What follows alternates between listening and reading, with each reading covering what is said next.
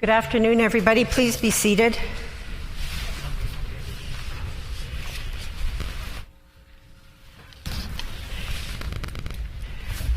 Routine proceedings, introduction of bills, committee reports, tabling of reports, the Honourable Minister of Economic Development and Training.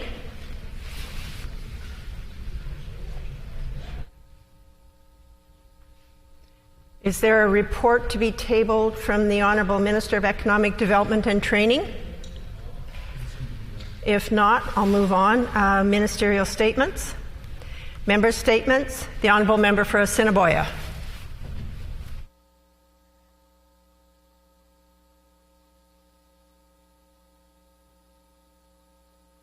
The Honourable Member for Assiniboia on a member statement. The member needs to turn his mic on. Unmute. Thank you, Madam Speaker. I look forward to indicating to the House and the constituents of Assiniboia of how proud I am of the efforts that they have put forward in regarding to continue to address the COVID situation that we all find very challenging for everyone within the province of Manitoba, as well as the country of Canada and the world. I'm so proud of the efforts that many specialty groups have taken, in particular the Crestview Scouts, who have continued to do fundraising drives and food drives to ensure that they are trying to accommodate the needs of those people who are certainly in need. And I notice on our St. James community, St. James Assiniboia community, that there are many people that are encouraging people to continue to go out and pat our frontline service workers on the back and indicate how great of a job they're doing. So, Madam Speaker, I will end by indicating how proud I am of the constituents of Assiniboia, as well as the people of Manitoba. We will get through this. Thank you, Madam Speaker.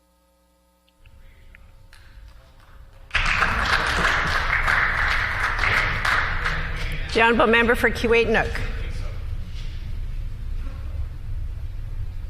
The Honourable Member for Kiiwetinoong on a member statement. Thank you, Madam Speaker. I'd like to recognize the work of Shawena Mabinuji.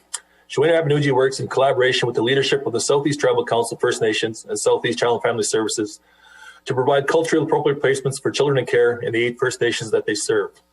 Shawena Mabinuji is an Anishinaabe phrase which describes our sacred duty to love, protect, and nurture the children. Currently, with 45 homes based on reserve, Shawena's main goal is to keep First Nation children and youth rooted in their home communities, connected to their language, land, and culture. As the needs of First Nations youth continue to grow, Shawena adapts. The 2018 Winnipeg Street Census identified CFS involvement as one of the common paths into homelessness. Indigenous youth represent over 70% of those reporting homelessness that year, many of whom shared they became homeless within 30 days of leaving care. In response to these outcomes, Shawena was able to launch the Mamengo program, which meets the needs of First Nation children, youth aging out of the child welfare system. This prevention-based program focuses on reducing youth homelessness through a transitional home that supports them through their journey into adulthood with built-in resources that provide life skills and educational opportunities. All of this important work would not be possible without the resilient leadership of Shawena Executive Director Jason Whitford. Jason is a proud member of the Sandy Bay Ojibwe Nation. Jason works closely with Victoria Fisher, a proud Indigenous woman and Shawena Foster Care Director. Another characteristic that shows Shawena's commitment to providing culturally appropriate care, which can be found in the Indigenous staff and caregivers throughout the organization. Partnerships are critical for Shawena's effectiveness. Their commitment to supporting Indigenous family remains greatly supported by Rhonda Kelly, Executive Director of Southeast Child and Family Services, who should be commended for her continued positive support. Governed by a board of directors made up of community members and leadership, Shawena truly has the children's and community's well-being at heart. With the help of these individuals, Shawena Mabinuji has been able to grow and to remain committed to their primary goal, rooted in their namesake, which is their sacred duty to love, protect, and nurture our children. The programs I have mentioned are just a few of the programs that Shawena offers. I invite everyone to visit shawenamabinuji.ca to see all the great work being offered. I ask my colleagues to rise and show our appreciation for the hard work being done by Shawena Mabinuji in bringing our children home. Miigwech.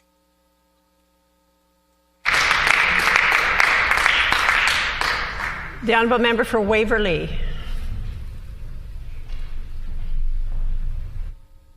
The Honourable Member for Waverley on a member statement.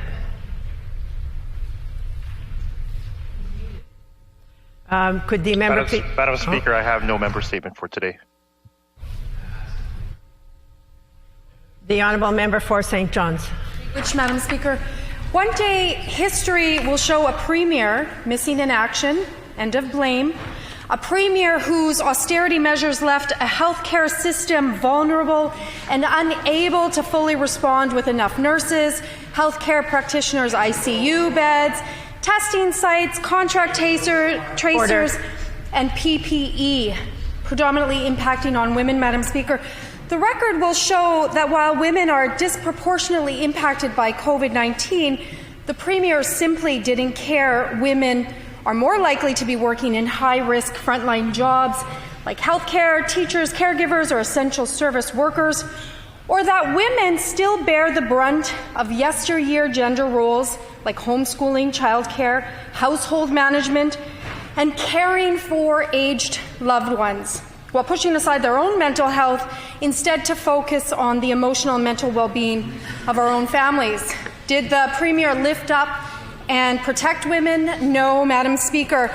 He is responsible for increased stress in the lives of women by mishandling childcare and by ensuring childcare centres were threatened with funding cuts early on in the pandemic.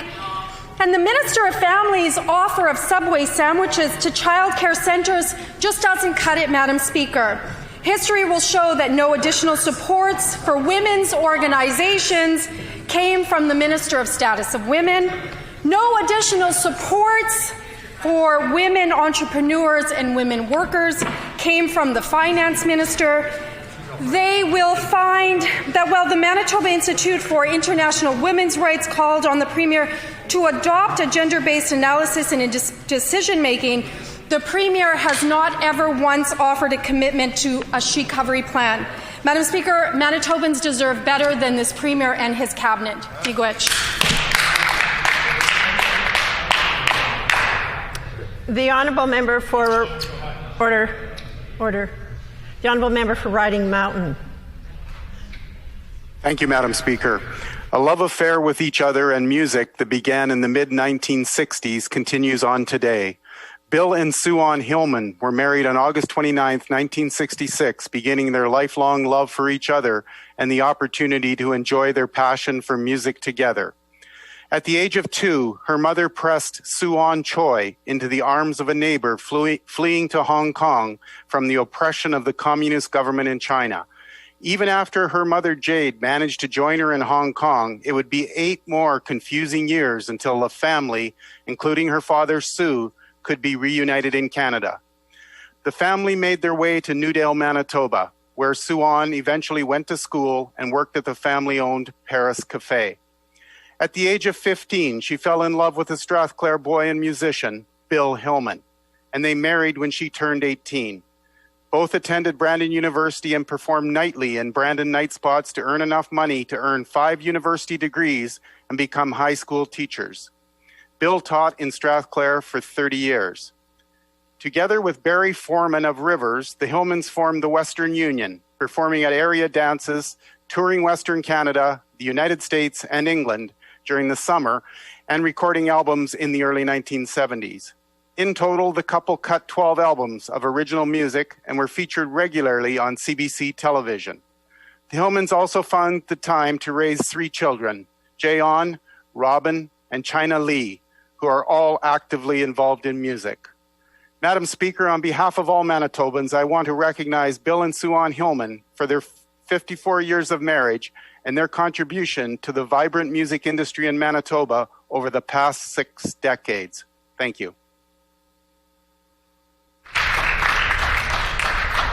The Honourable Member for River Heights.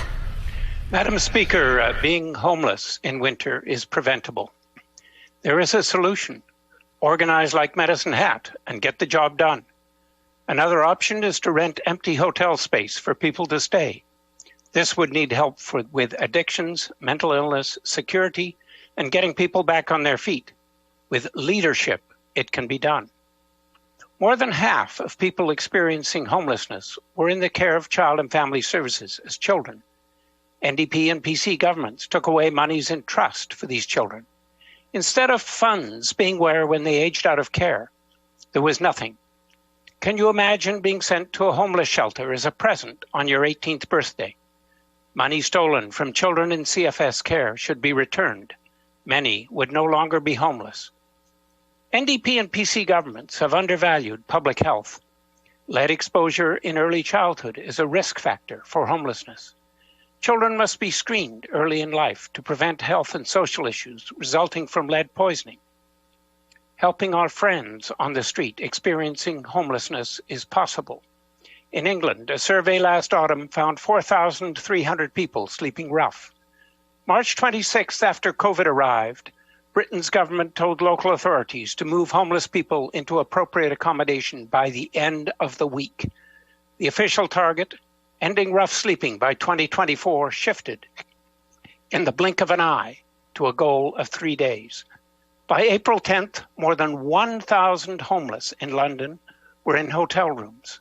And all over England, those on the street decreased from 4,300 to between 500 and 600. We have the power to act. We must act. Thank you. The Honourable Government House Leader. Thank you, Madam Speaker. Is there leave of the House to revert back to tabling of reports? Is there leave of the House to revert back to tabling of reports?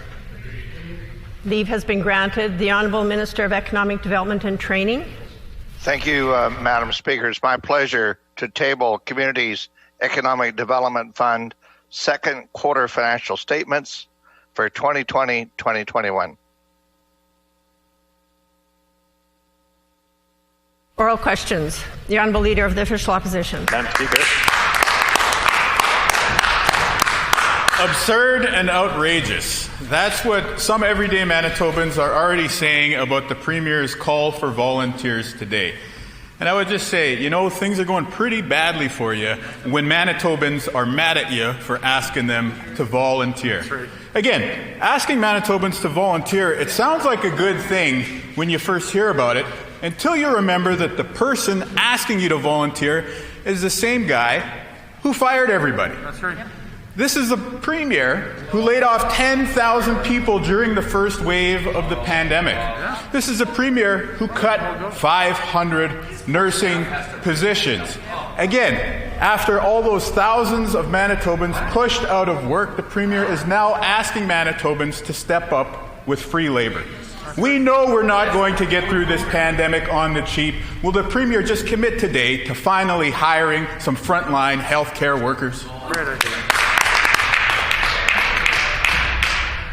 The Honourable First Minister. Well, things must be pretty bad for the opposition, Madam Speaker, when they have to make things up every day, when they have to resort to trying to frighten Manitobans already quite rightly worried when we're in the middle of a pandemic.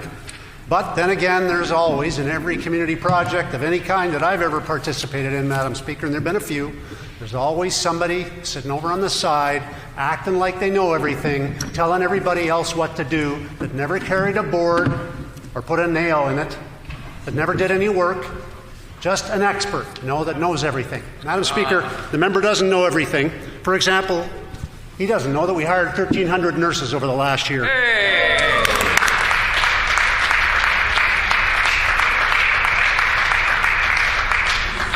The Honourable Leader of the Official Opposition on a supplementary question. Madam Speaker, what Manitobans are worried about is having a Premier who doesn't appear to understand the basics of fighting a pandemic. It was just yesterday in this chamber where the Premier said that preparing for the second wave would amount to idiocy. That's a direct quote. He said that preparing for the second wave was idiocy. When asked several times to admit that that was a mistake to say that, especially during a pandemic, the Premier instead chose to double down in a committee of this House and say that investing in contact tracing and investing in expanding testing capacity during the summer in order to prepare Manitobans for the second wave was, of course, idiocy. Now, instead of making those preparations, This Premier decided to invest hundreds of thousands of dollars in his Ready, Set, Go billboard campaign. Will he now admit that that was a mistake and he should instead be hiring frontline healthcare workers? The Honourable First Minister. Well, the member continues along the same line, Madam Speaker. The expert sitting up on the side not doing any of the work. None of the heavy lifting, Madam Speaker. Just an expert who doesn't help. In fact, he hurts. And I was responding yesterday to the member's continued suggestion that asymptomatic people should go for tests. Madam Speaker, that's what he suggested in the summer. He seems to want to continue with that fallacious argument that people who don't have symptoms should go and block the line for the people who do would be idiocy. That's what I was referring to, and I'll continue to refer to it as such. The NDP leader was calling for asymptomatic testing as a non-expert, not doctor of medicine, Madam Speaker, while Dr. Brent Rusin, who is, by the way, a doctor, was cautioning against it and said asymptomatic testing was dangerous, and it was most important to test individuals who have symptoms. So I'll stick up for Dr. Rusin, and the member can be the expert criticizing him. Right. That's it.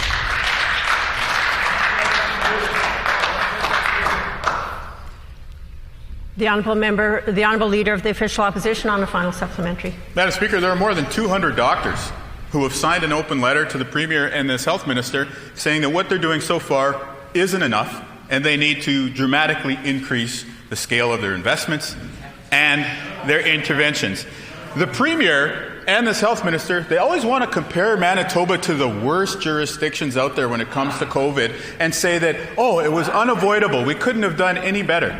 Why don't they try and show some leadership and compare us to those jurisdictions that are having success? Why not take a lesson from New Zealand? Why not take a lesson from Australia, where aggressive targeted interventions made a real difference? Instead, we have a First Minister who stood in this chamber yesterday and said that those targeted interventions, according to him, there's no scientific basis for them.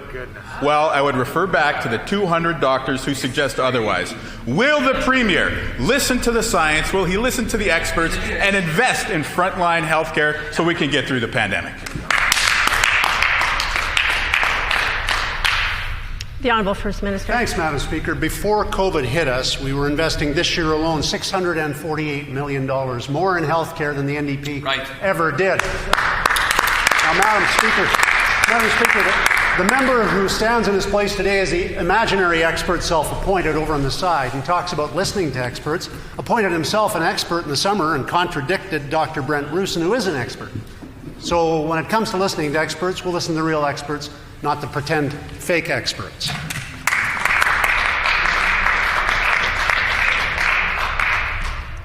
The Honourable Leader of the Official Opposition on a new question. Shall we talk about the lack of investments in healthcare then, Madam Speaker? Here we are in the second wave of the pandemic, and too many nurses, too many healthcare aides still don't have access to life-saving protective equipment.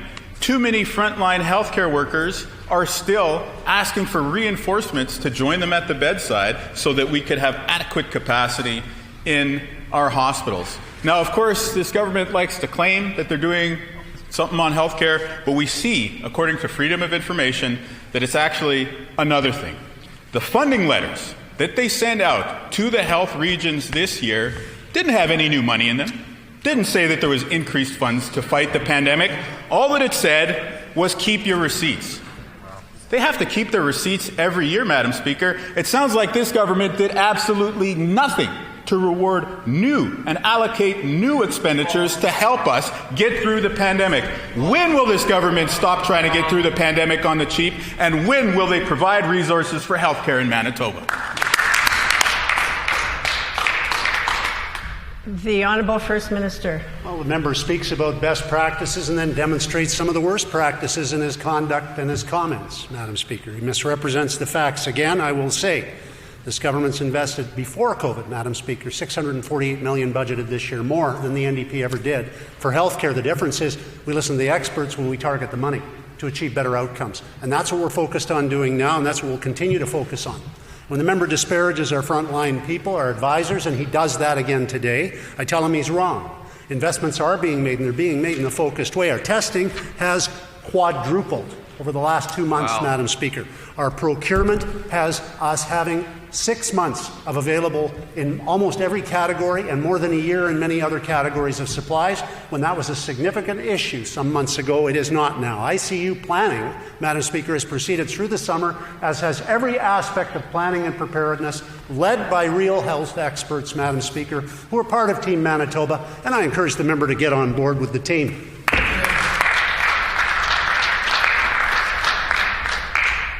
The Honourable Leader of the Official Opposition on a supplementary question.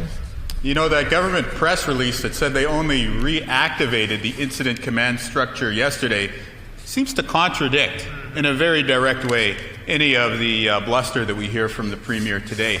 But when we refer to the facts at hand, the funding letters that were sent to the regional health authorities by this government, by this cabinet, again, what we see is that there's no news on how many additional investments in intensive care unit beds will be coming. There's no additional investments for protective equipment. There's no resources to hire more healthcare aides or people to run diagnostic tests. All we see is a vague direction to keep their receipts. We know that as we stare down a potential crisis in intensive care units across Manitoba, that new investments are needed. When will the Premier face the facts and allocate those resources to life-saving medical treatment? The Honourable First Minister. Well, it's clear again that the member is desiring to be on the side of COVID rather than on the side of fighting COVID, Madam Speaker. It seems to me that the member has failed to understand what involves an incident command structure is invoked, and it apparently is something he fails to understand. So you do well to listen and try to elevate his level of understanding, because incident command structure is brought into place when we have a lockdown.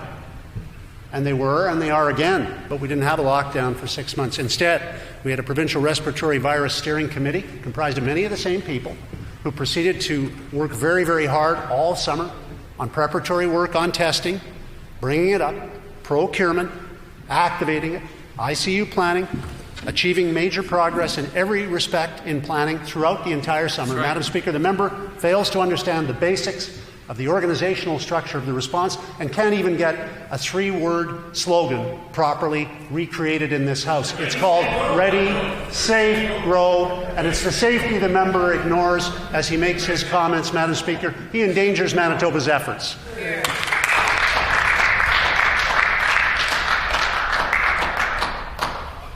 The Honourable Leader of the Official Opposition on a final supplementary. Madam Speaker, you know, I realize the Premier has full days trying to convince his Minister of Finance that the QAnon conspiracy is not real, but he still needs to be able to find time to bolster health care. Again, here in Manitoba, the provincial health authorities were told this in their funding letters, which I will table for the Premier, that not only were there new investments not on the way, not only were new ICU beds not coming, but also, and I quote here, any organization that may experience cash or liquidity challenges should report such instances immediately. Basically, hey, if you run out of money, here's a number to call. Also, by the way, we think you're probably going to run out of money. Yeah. That doesn't sound like a government that is focused on healthcare or fighting the pandemic. When will this Premier step up with the necessary investments to keep Manitobans safe and defeat the pandemic? The Honourable First Minister. Greater investments than ever before, spiked up dramatically during this period of unprecedented challenge for our province, and not really helped at all by self-appointed experts on the other side of the House, Madam Speaker, who criticize public health officials and who criticize their decisions, in fact contradict them. Dr. Tam said it's important to test the right people at the right time in the right place. Right. And she complimented the strategies of going hard on making sure testing was available, Madam Speaker, for those who have symptoms. That's what we focused on doing, while the member opposite is contradicting our leading health experts and advising asymptomatic people to go and get tested. When will he stop, Madam Speaker? Should they go and get tested today? Should they go again tomorrow? Should they go every single day? That's what he's suggesting. He is endangering our plans in this way, Madam Speaker, that he is contradicting science and well-studied leaders in our healthcare field. And, Madam Speaker, I'd encourage him not to do that. I'd encourage him to get on the team and help us fight COVID, rather than trying to serve his partisan goals as he does.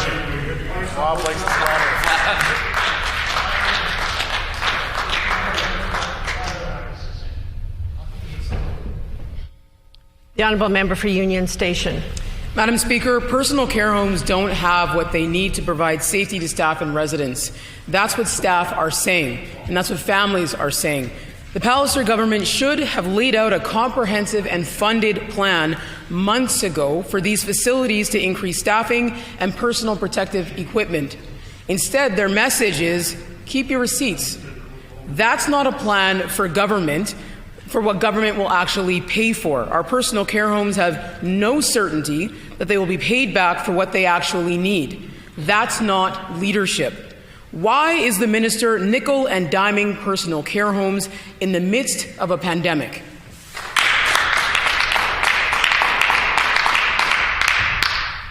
The Honourable Minister of Health, Seniors and Active Living. Another false assertion by the member of Union Station, who has continued to put false statements on the record day after day after day in this House. The fact of the matter is, Madam Speaker, that even at Parkview Place, there have been 35 new workers hired in just a matter of the last few days.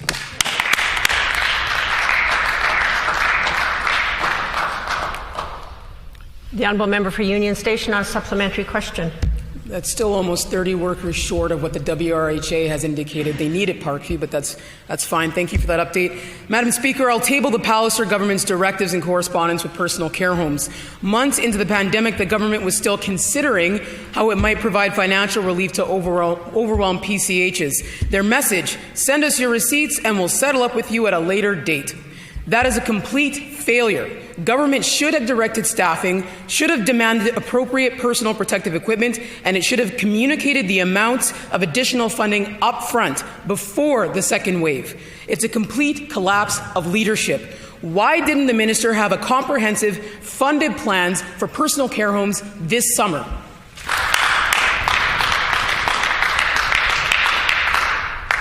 The Honourable Minister of Health, Seniors and Active Living. Madam Speaker, it's a complete collapse of credibility on that side of the House. These members have for days and days continued to put false statements on the record, when in fact it's well known that what we have done is not required personal care homes to wait in a whole annual year for reimbursements. Instead, all members of this House know that those reimbursements have gone out in respect of quarter one for this year, and quarter two are underway, making sure that these personal care homes are made whole for all the expenses that they are incurring in respect of COVID. This includes the very significant investment that we have made in respect of hundreds of these visitation shelters for personal care homes to make sure that residents and their loved ones can continue to visit.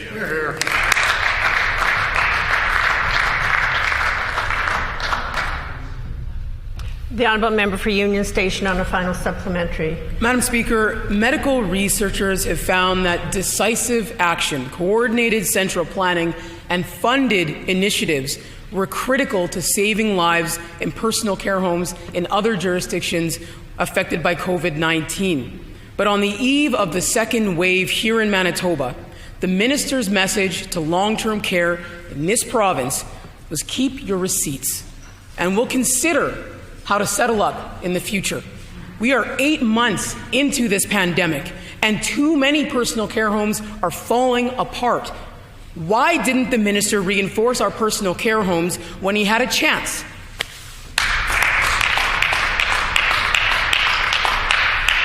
The Honourable Minister of Health, Seniors and Active Living. More false statements from the NDP. Madam Speaker, the facts are these. We were one of the first provinces in Canada who created this one worker, one personal care home strategy that has kept residents and staff alive. We were quick to bring PPE into these personal care homes. We were quick to respond and make sure that personal care homes had the resources that they needed. We have hired staff in personal care homes. And even as I give the responses, the member for Union Station continues to shout and become more and more angry. But the facts are these, Madam Speaker. This government has been responding. This government will continue to respond and put our focus on the safety and well-being of all Manitobans.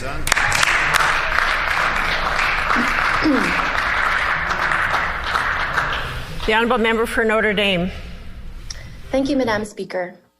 In May, the Pallister government doubled the value of their contract to $600,000 for KPMG to do a review of the childcare system. According to government briefing notes, the President to Treasury Board authorized this significant increase to complete what they call a transformation of the childcare system in the fall of 2020. But Madam Speaker, it's now November 3rd. The minister has done first reading on the bill to effect these changes, but hasn't released the legislation. And she has not released the KPMG review. Why won't she show us the KPMG review? What does she have to hide?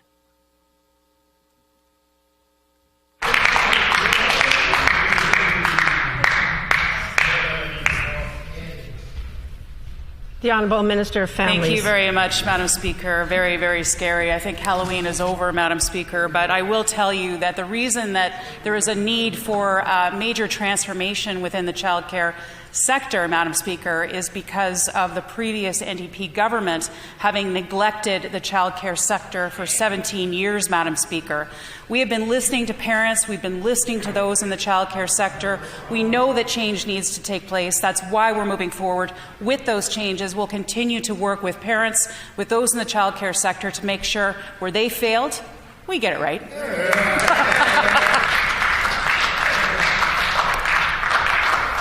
The Honourable Member for Notre Dame on a supplementary question.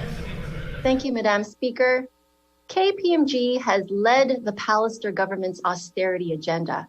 Recall, they proposed cutting social housing, cutting rent assist, and privatizing core government services. Now, under the cover of the pandemic, the Secretary to Treasury Board has authorized a doubling of the contract to KPMG to transform childcare. In other words, fee increases and cuts for Manitoba families. But the minister hasn't shown the House the legislation, and she won't release the bill. Will the minister release the KPMG review of childcare today?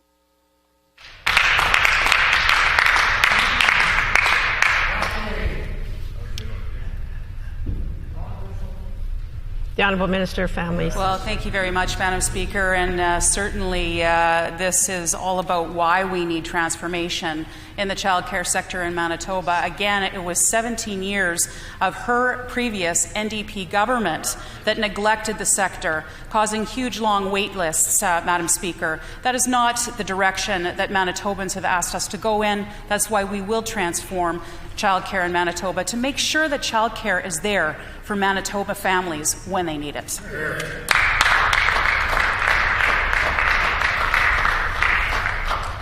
The Honourable Member for Notre Dame on a final supplementary. Thank you, Madam Speaker. KPMG called for closing schools across the province and moving to a voucher system for social housing. They called for reduction in disability benefits.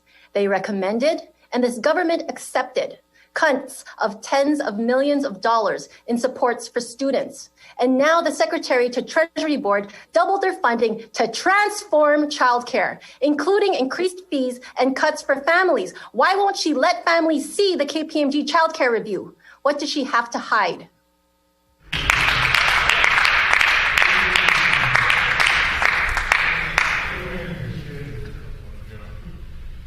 The Honourable Minister of Families.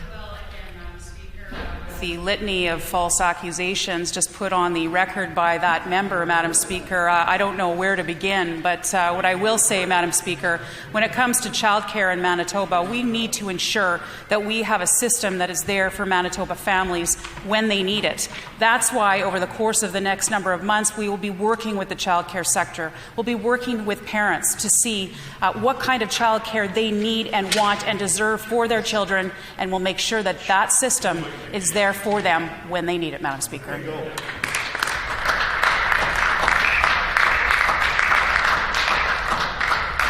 The Honourable Member for Wolseley. Thank you, Madam Speaker. Madam Speaker, last week we presented this House with clear evidence of the Pallister government's plans to privatize our parks. Government has put out a request for proposals exploring divestment, code word for privatization, and we also showed that the Pallister government intends to sell off park cottage lots. But this is just one part of the government's plan. Earlier this year, the Pallister government began, in their own words, to significantly reduce services available in Whiteshell Provincial Park. Why is the Pallister government cutting park services?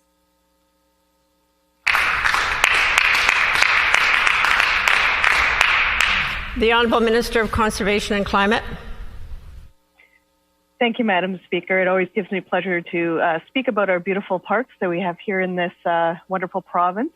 I think that the opposition has been confused on a number of fronts, especially on this topic. They're equating selling of any properties or even looking at private investment as equal to privatization of entire jurisdictions. That's the equivalent of saying that buying a home in Winnipeg means that the public parks and city parks are no longer available to the public. It's ridiculous, Madam Speaker.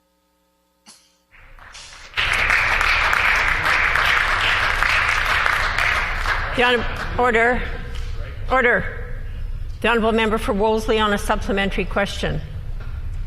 Madam Speaker, according to the briefing note we received through FIPA, this reduction in services is part of the Pallister government's cost-saving plan. Levels of service have already been reduced for waste and recycling collection in the Whiteshell, and I've previously shared with the Minister my concern. The reduced service means much longer drives for cottagers and campers to remove waste and has created access concerns for folks with disabilities. But we know this is just the beginning. The Minister intends divestment of our park assets, and her government has already directed the department to develop a plan to sell off cottage lots in our provincial parks.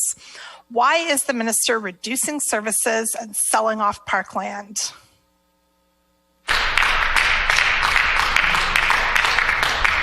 The Honourable Minister of Conservation and Climate. Thank you, Madam Speaker, and I appreciate the question from the member. Clearly, we have much to discuss because there's much that I would like to clarify for the member. Her understandings of the dealings within our department is quite lacking, and I have offered her many opportunities to meet with me and to provide those questions, and I'd be happy to fill her in. Madam Speaker, this gives me an opportunity to talk about a number of our private investments within our public parks that actually have improved services for all users and all visitors.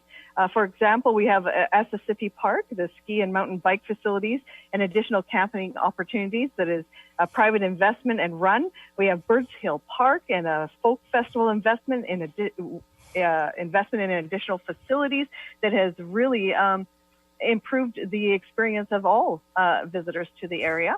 The member's time has expired.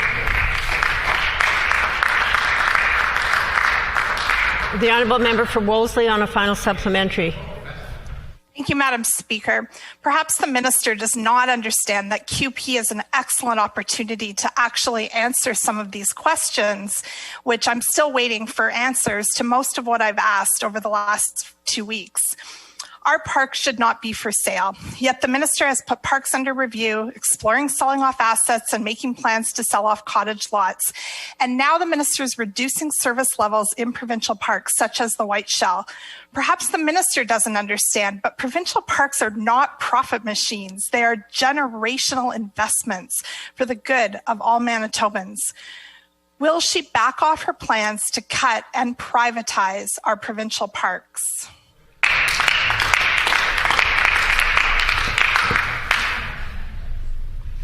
The Honourable Minister of Conservation and Climate. Thank you, Madam Speaker. Just because the member wants to say and repeat something over and over doesn't make it true. Madam Speaker, as I was saying, in Falcon Lake, we have a golf course that had $1 million clubhouse that was redeveloped. That's private investment.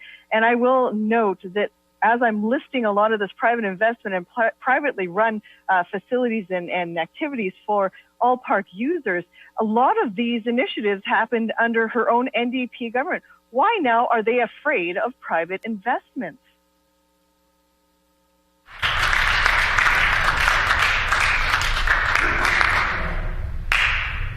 The Honourable Member for St. John's. Thank you, Madam Speaker. It is shocking but sadly not surprising just how secretive and underhanded the Premier is currently acting. The Premier makes every attempt to stifle and suppress legitimate criticism. We know how he feels about that. Whether it's hiding legislation from the public or undermining the freedom of information legislation or criminalizing protest to bury terrible and regressive bills in a massive omnibus legislation. These are the actions of a Premier who refuses to listen. Will the Premier stop his plan to ram through his regressive agenda in the middle of a pandemic, Madam Speaker?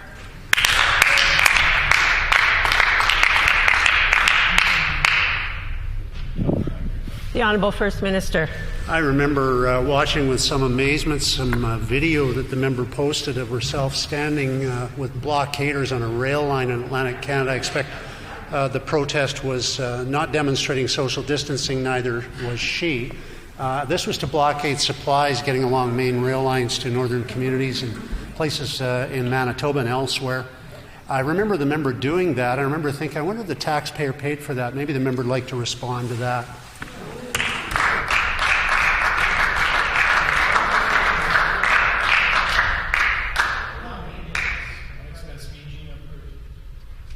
The Honourable Member for St. John's on a supplementary question.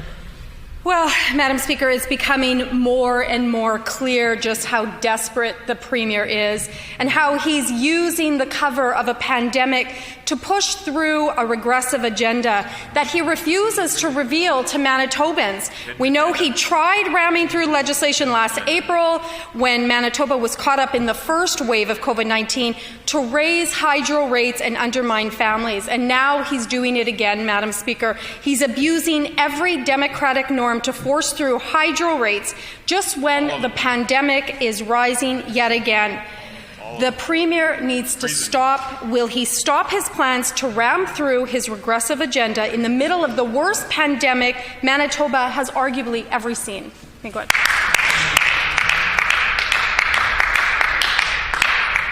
The Honourable First Minister. Gee whiz. Madam Chair, gee whiz. All I can say to the member is if it's the worst pandemic we've ever seen, I'd agree with her. So why was she organizing a blockade, not in Atlantic Canada, but right here in the Legislature all spring, and avoiding debating and promoting the issues that would have helped Manitobans through that pandemic? There's a contradiction in her comments, Madam Speaker. It's pretty obvious. And the fact of the matter is that the member's vitriol could be replaced by being part of working towards the best interests of Manitobans at a time where they need help. But instead, she chooses the hurtful personal attack line, and I'm just a guy that can handle it, Madam Speaker. I'd encourage her, though, to get with the facts, and the facts are these. She blocked this legislature to obstruct the work of it at a time when Manitobans were facing the biggest threat in terms of a pandemic that they had faced in decades. That's the fact.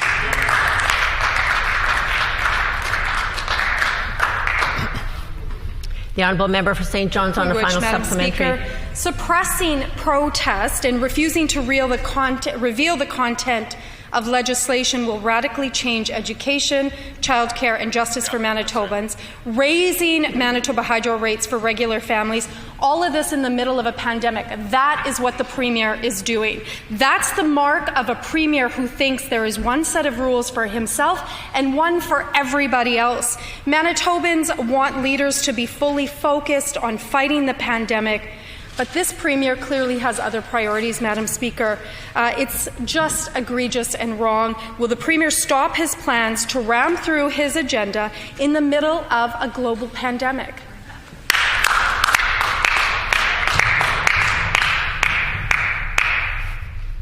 The Honourable First Minister. Madam Speaker, I have stood by the rights of protesters to protest throughout my time in public service and before, and I'll continue to. What is egregious is when the member conducts herself in a manner that disrespects those rights and freedoms. And I've watched this member do that. I watched her do it by trying to shout down women, Indigenous women testifying at a House of Commons committee on the the challenges facing Indigenous women when she was working for the Assembly of Manitoba Chiefs. I watched her lead the shout down to try to silence Indigenous women. That, Madam Speaker, doesn't demonstrate anything but a crisis of principle on the part of the member, and I would encourage the member that really this is an opportunity for her to rise above her own personal vitriol and join in the challenge, Madam Speaker, join in the challenge we must all face together of standing up for Manitobans, their freedoms and rights, and, Madam Speaker, their best interests as well.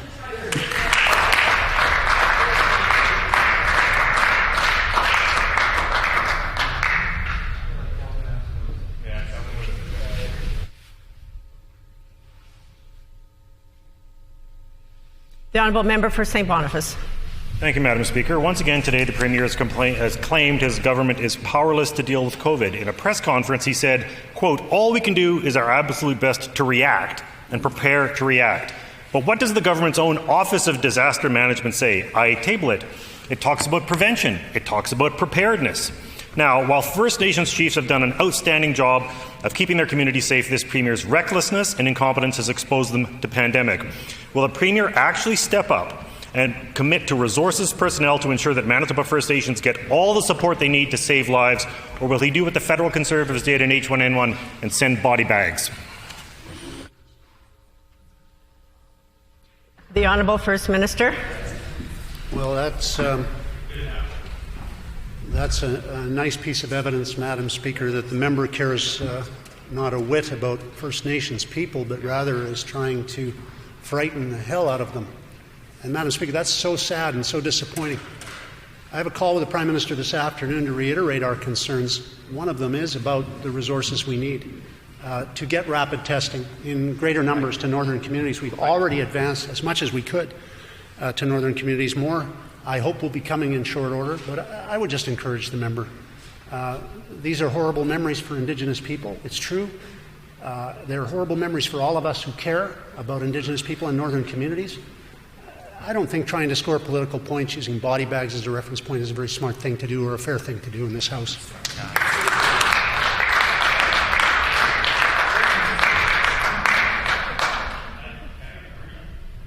Order. Order. Just a caution to the member on language, and I'm encouraging everybody to be careful in the words that they choose to put forward on the record. The Honourable Member for St. Boniface on a supplementary question. Thank you, Madam Speaker. Testing has been a huge problem, and so is getting people results of those tests. Just as nurses and hospitals are being denied access to N95 masks, so are people working in COVID testing facilities. I table a poster of the required PPE for testing sites where workers spend their days face-to-face in close contact with people who have COVID. No N95s. Yet, right now, film crews operating in Manitoba are tested 2 to 3 times a week with rapid tests that are available in hours, including the film crews who are working right now in this building. Why don't people who work in testing clinics have access to PPE and rapid testing right now? The Honourable First Minister.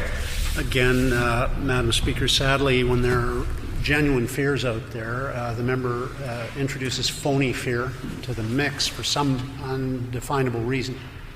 We have N95 masks in surplus at this point in time. We're fortunate, too, because of the diligent work of our team of civil servants, and led by our Health Minister and by the member for Brandon West in his ministerial capacity, and I compliment both of them for this. We also, Madam Speaker, have ramped up testing significantly, as the member knows, and that adds to requirements that follow in terms of notification. He's quite right to point that out, because that follow-up work is very important, and this is part of the reason that we did ask for Manitobans' help, for volunteers to come forward. There's a surge in need right now, Madam Speaker, and we're asking Manitobans, they always have, to step up and join with us, join with our public service, work together. We're all Manitobans, and Madam Speaker, I'd encourage the member to get on the team.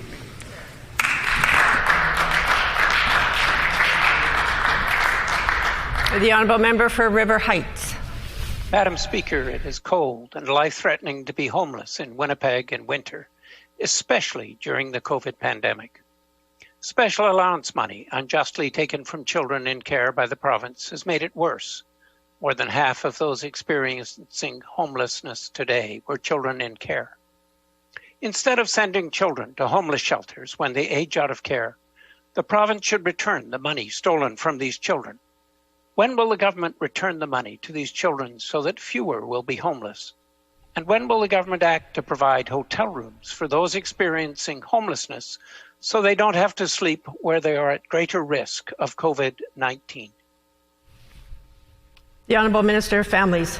Thank you very much, Madam Speaker, and I want to thank the member for the question, and gives me an opportunity to point out that those children that were aging out of care, we put more resources there to ensure that they don't age out of care and that they have the resources that they need to move on and get the housing and get the supports that they need in the community. So we are doing that.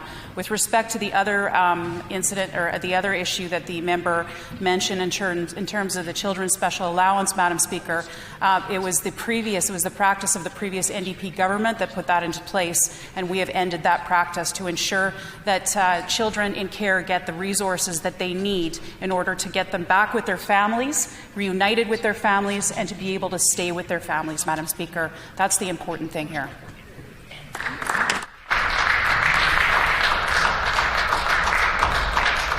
The Honourable Member for Swan River. Thank you, Madam Speaker. It's Hard to Be a Moose is a document that has received a great deal of attention recently. Can the Minister of Agriculture and Resource Development share with the House what the main messages are and why it is important that all Manitobans take the time to read this important document?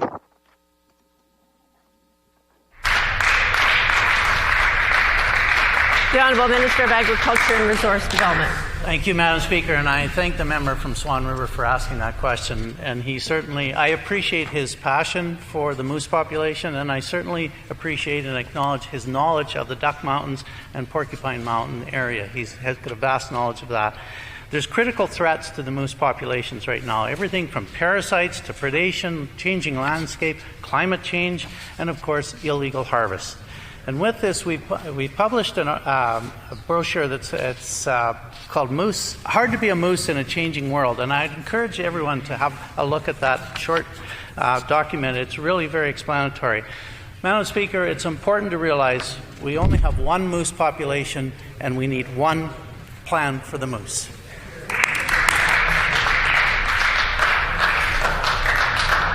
The Honourable Member for Thompson. Madam Speaker, yesterday MKO and the 4 Kiosk Partnering First Nations sat down with Manitoba Hydro to discuss the current outbreak situation at Kiosk and to get details on the next steps and what plans are in place to get the situation under control. Confirmed cases continue to rise. Sadly, it appears there is no plan exists and initiatives to be taken by this government to keep employees and neighboring First Nation communities safe. The minister's failure to address the situation in an urgent matter will not only lead to terrible consequences for Northern and First Nations community, but the entire province's health system. Will the minister declare an outbreak at Kiosk and immediately move it to Code Red?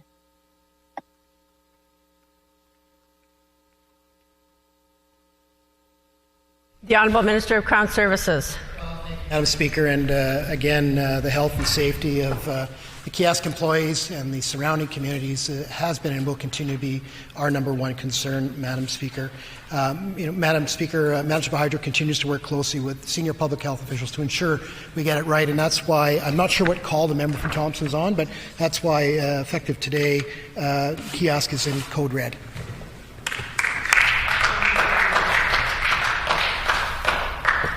I would just point out to members that are on the virtual component of our proceedings to indicate that no exhibits are allowed, even though you're not in the House, but you are still part of the proceedings, and exhibits are not allowed at any level, whether it's here in the House or on Zoom. So I'd like to point that out for all members. Time for oral questions has expired, and I have a ruling for the House.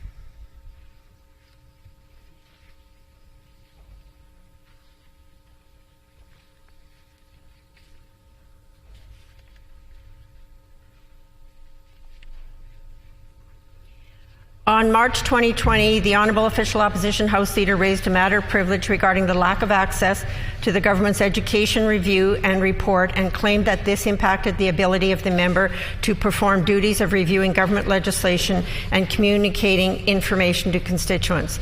The Honourable Member further contended that the government ministers were providing misleading information to the House.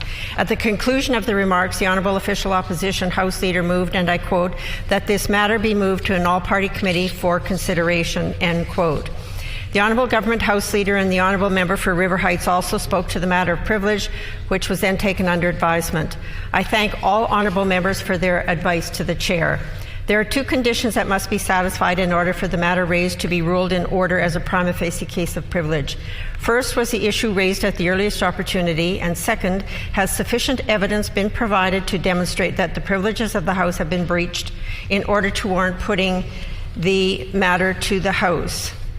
Regarding the first condition, the Official Opposition House Leader offered her opinion that the earliest opportunity does not mean the next moment in time when a member has the ability to speak, as in her view, members need time to consult relevant authorities or study various experts on the matter. Her opinion is not in alignment with the advice given by procedural authorities. Order please. Joseph Mangot states on page 260 of the second edition of Parliamentary Privilege in Canada that, and I quote, it must be raised at the earliest opportunity. Matters relating to the rights, immunities, and privileges of members of the House are of such importance that the regular business of the House is put aside so that members may immediately discuss the matter. Accordingly, the other condition for raising a question of privilege is that it must be raised at the first opportunity. Members have been thwarted in initiating privilege proceedings because of not bringing the matter forward at the first opportunity, end quote. Bosque and Gagnon advise on page 145 of the third edition of House of Commons Procedure and Practice that, and I quote, the matter of privilege to be raised in the House must have recently occurred and must call for the immediate action of the House. Therefore, the member must satisfy the Speaker that he or she is bringing the matter to the House as soon as practicable after becoming aware of the situation. When a member has not fulfilled this important requirement, the Speaker has ruled that the matter is not a prima facie case of privilege, end quote. If there was some contextual reason provided, such as needing to wait to see words in Hansard, past speakers have taken this into consideration. However, the question of timeliness still needs to be an important criteria. There was no contextual justification provided regarding the issue of timeliness and being raised at the earliest opportunity, so I must find that the test of earliest available opportunity has not been met.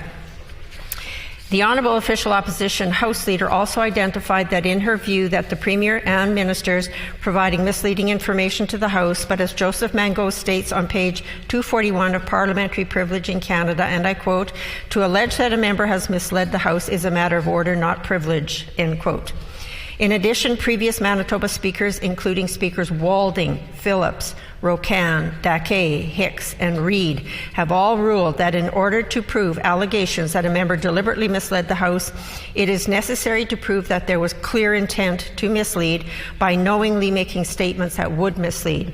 Therefore, the burden of proof is placed on the member to demonstrate this by absolute proof, including a statement of intent to intentionally mislead the House by the member so accused.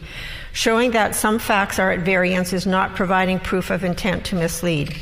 Also, in the raising of the matter of privilege, the Honourable Official Opposition House Leader advised that the privileges of the member had been breached because of lack of access to the educational review and report, which had the potential to impact information that would be shared with constituents. It is worth noting for the House that privilege only provides protection for proceedings or actions in Parliament and does not provide protection for an outside activity such as communications with constituents.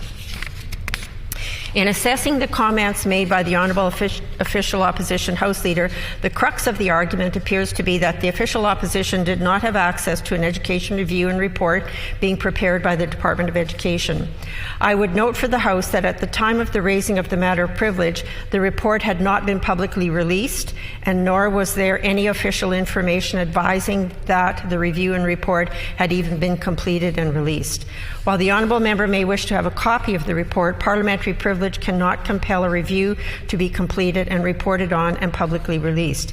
It would be a different situation if the report had been released and there was a refusal to table or share the report with the House, but that is not the circumstance faced in this instance. I would therefore respectfully rule that the matter raised does not fulfill the criteria of a prima facie case of privilege. As a final comment, I would note that in the raising of this and other matters of privilege, the Honourable Official Opposition House Leader has made the comment that her privileges have been molested.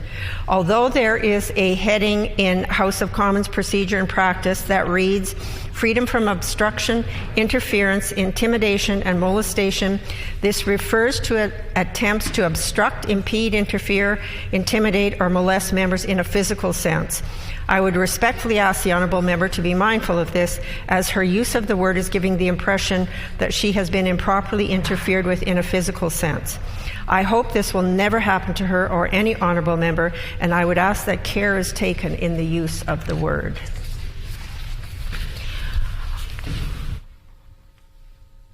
Petitions. The honourable member for River Heights.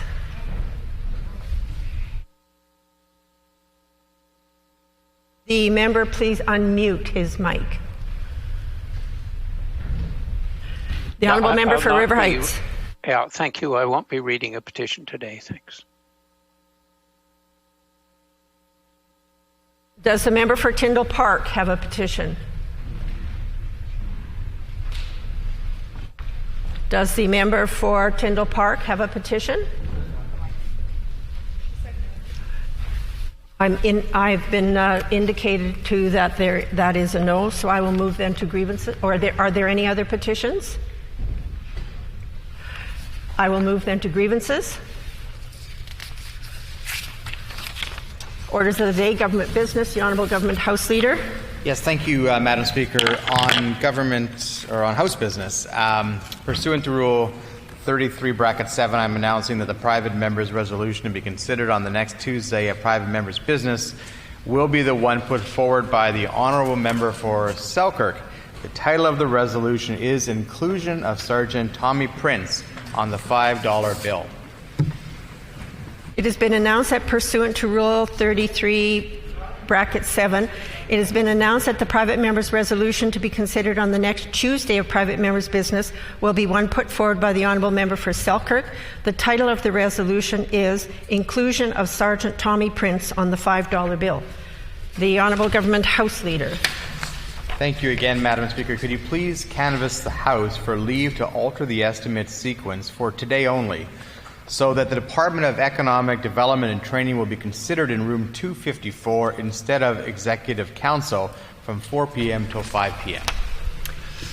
Is there leave to alter the estimate sequence for today only so that the Department of Economic Development and Training will be considered in room 254 instead of Executive Council from 4 to 5 p.m.?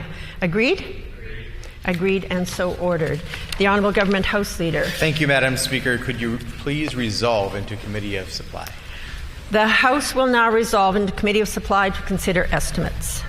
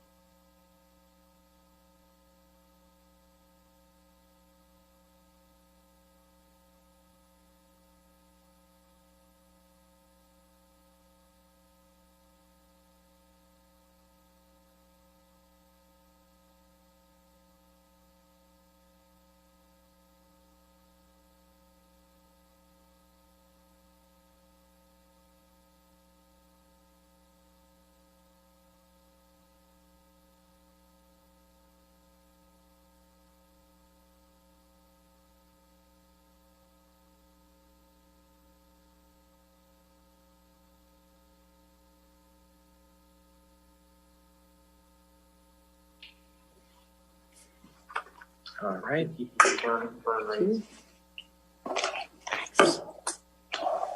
Let's see, who's my chair and where's my chair? Hello, so are you everyone. ready, Am I Cameron? there?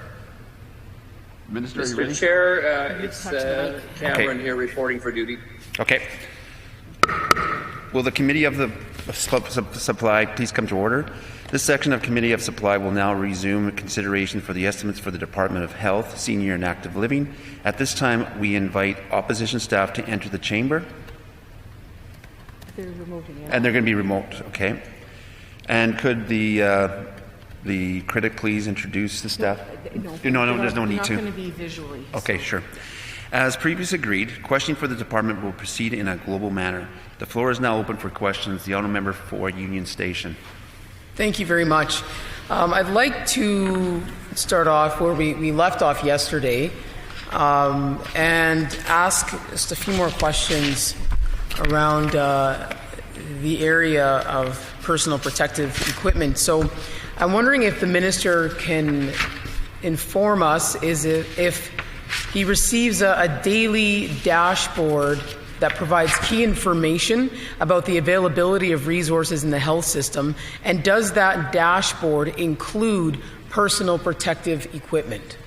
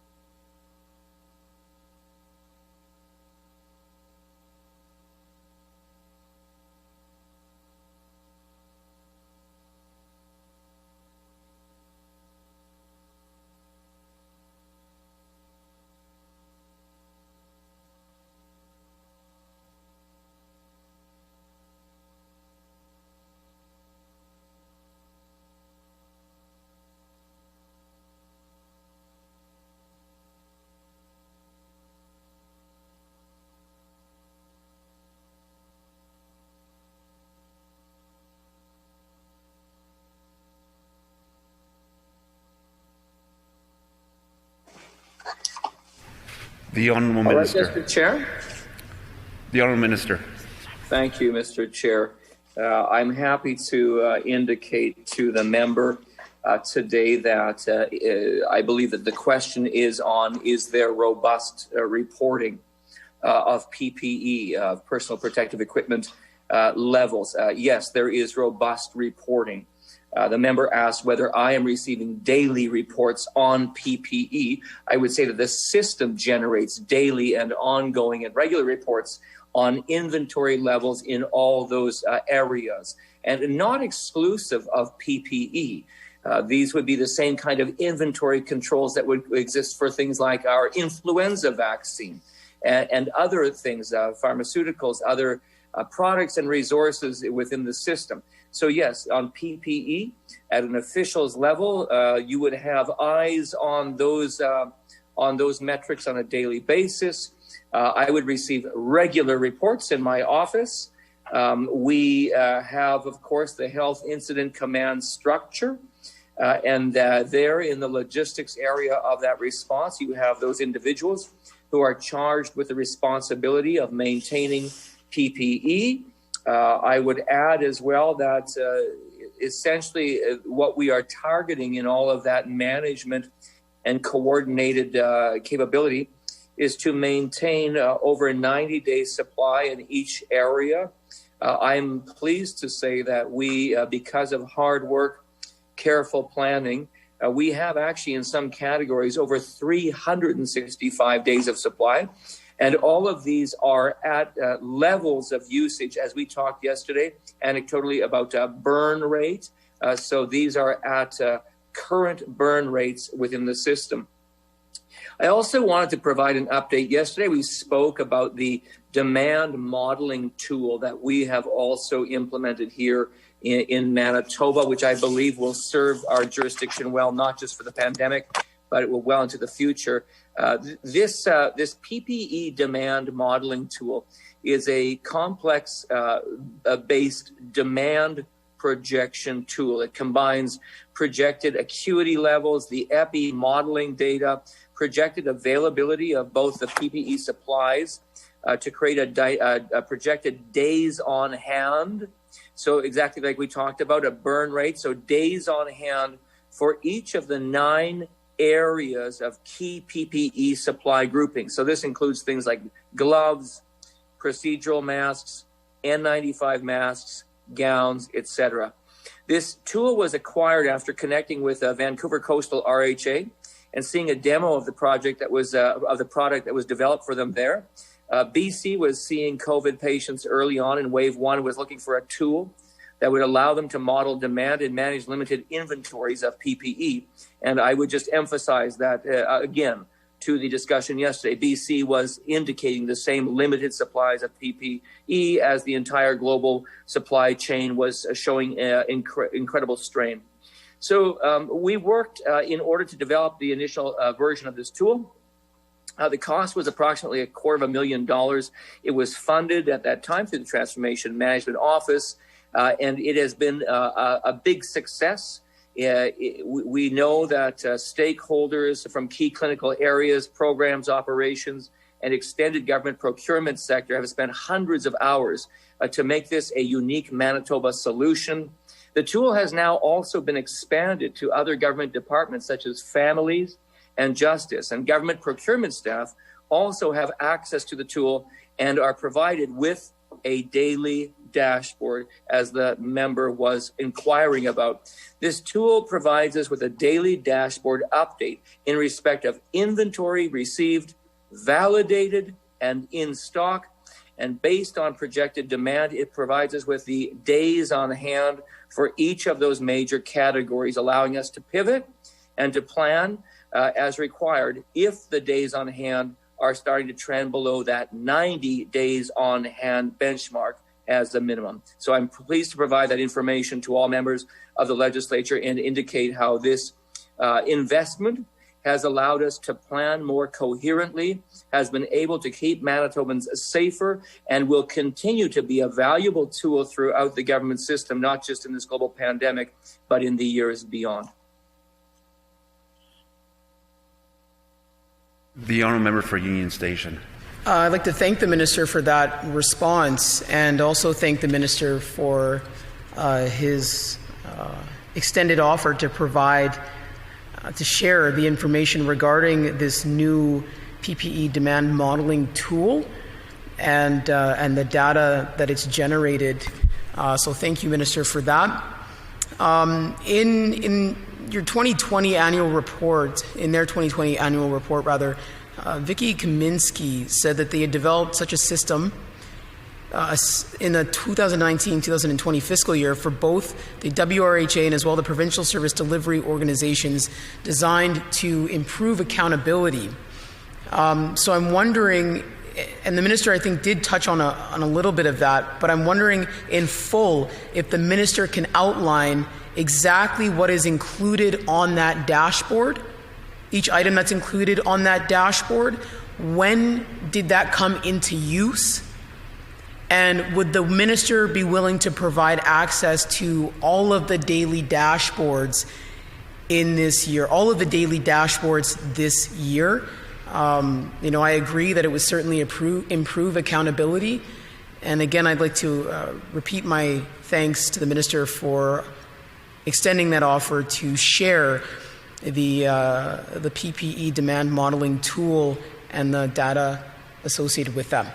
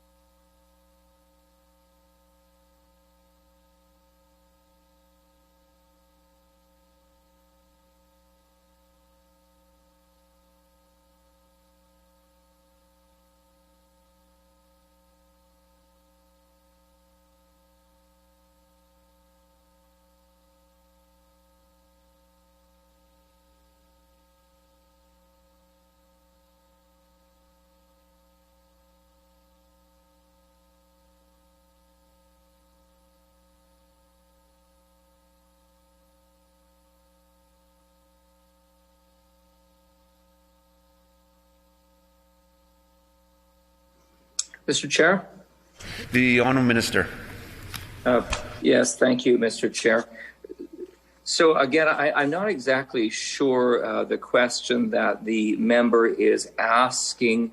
If the member is asking for every single daily projection update since the pandemic began, if that's the request, I want to be sure to indicate that we are not out of the woods when it comes to our pandemic response.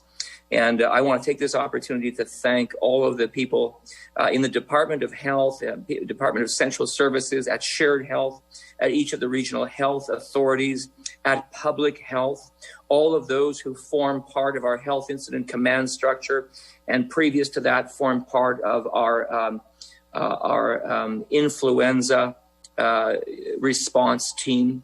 And I want to say that everyone is working very, very hard, going flat out right now in respect of the increased case positivity rates, in respect of the increased hospitalizations that we have a careful eye on.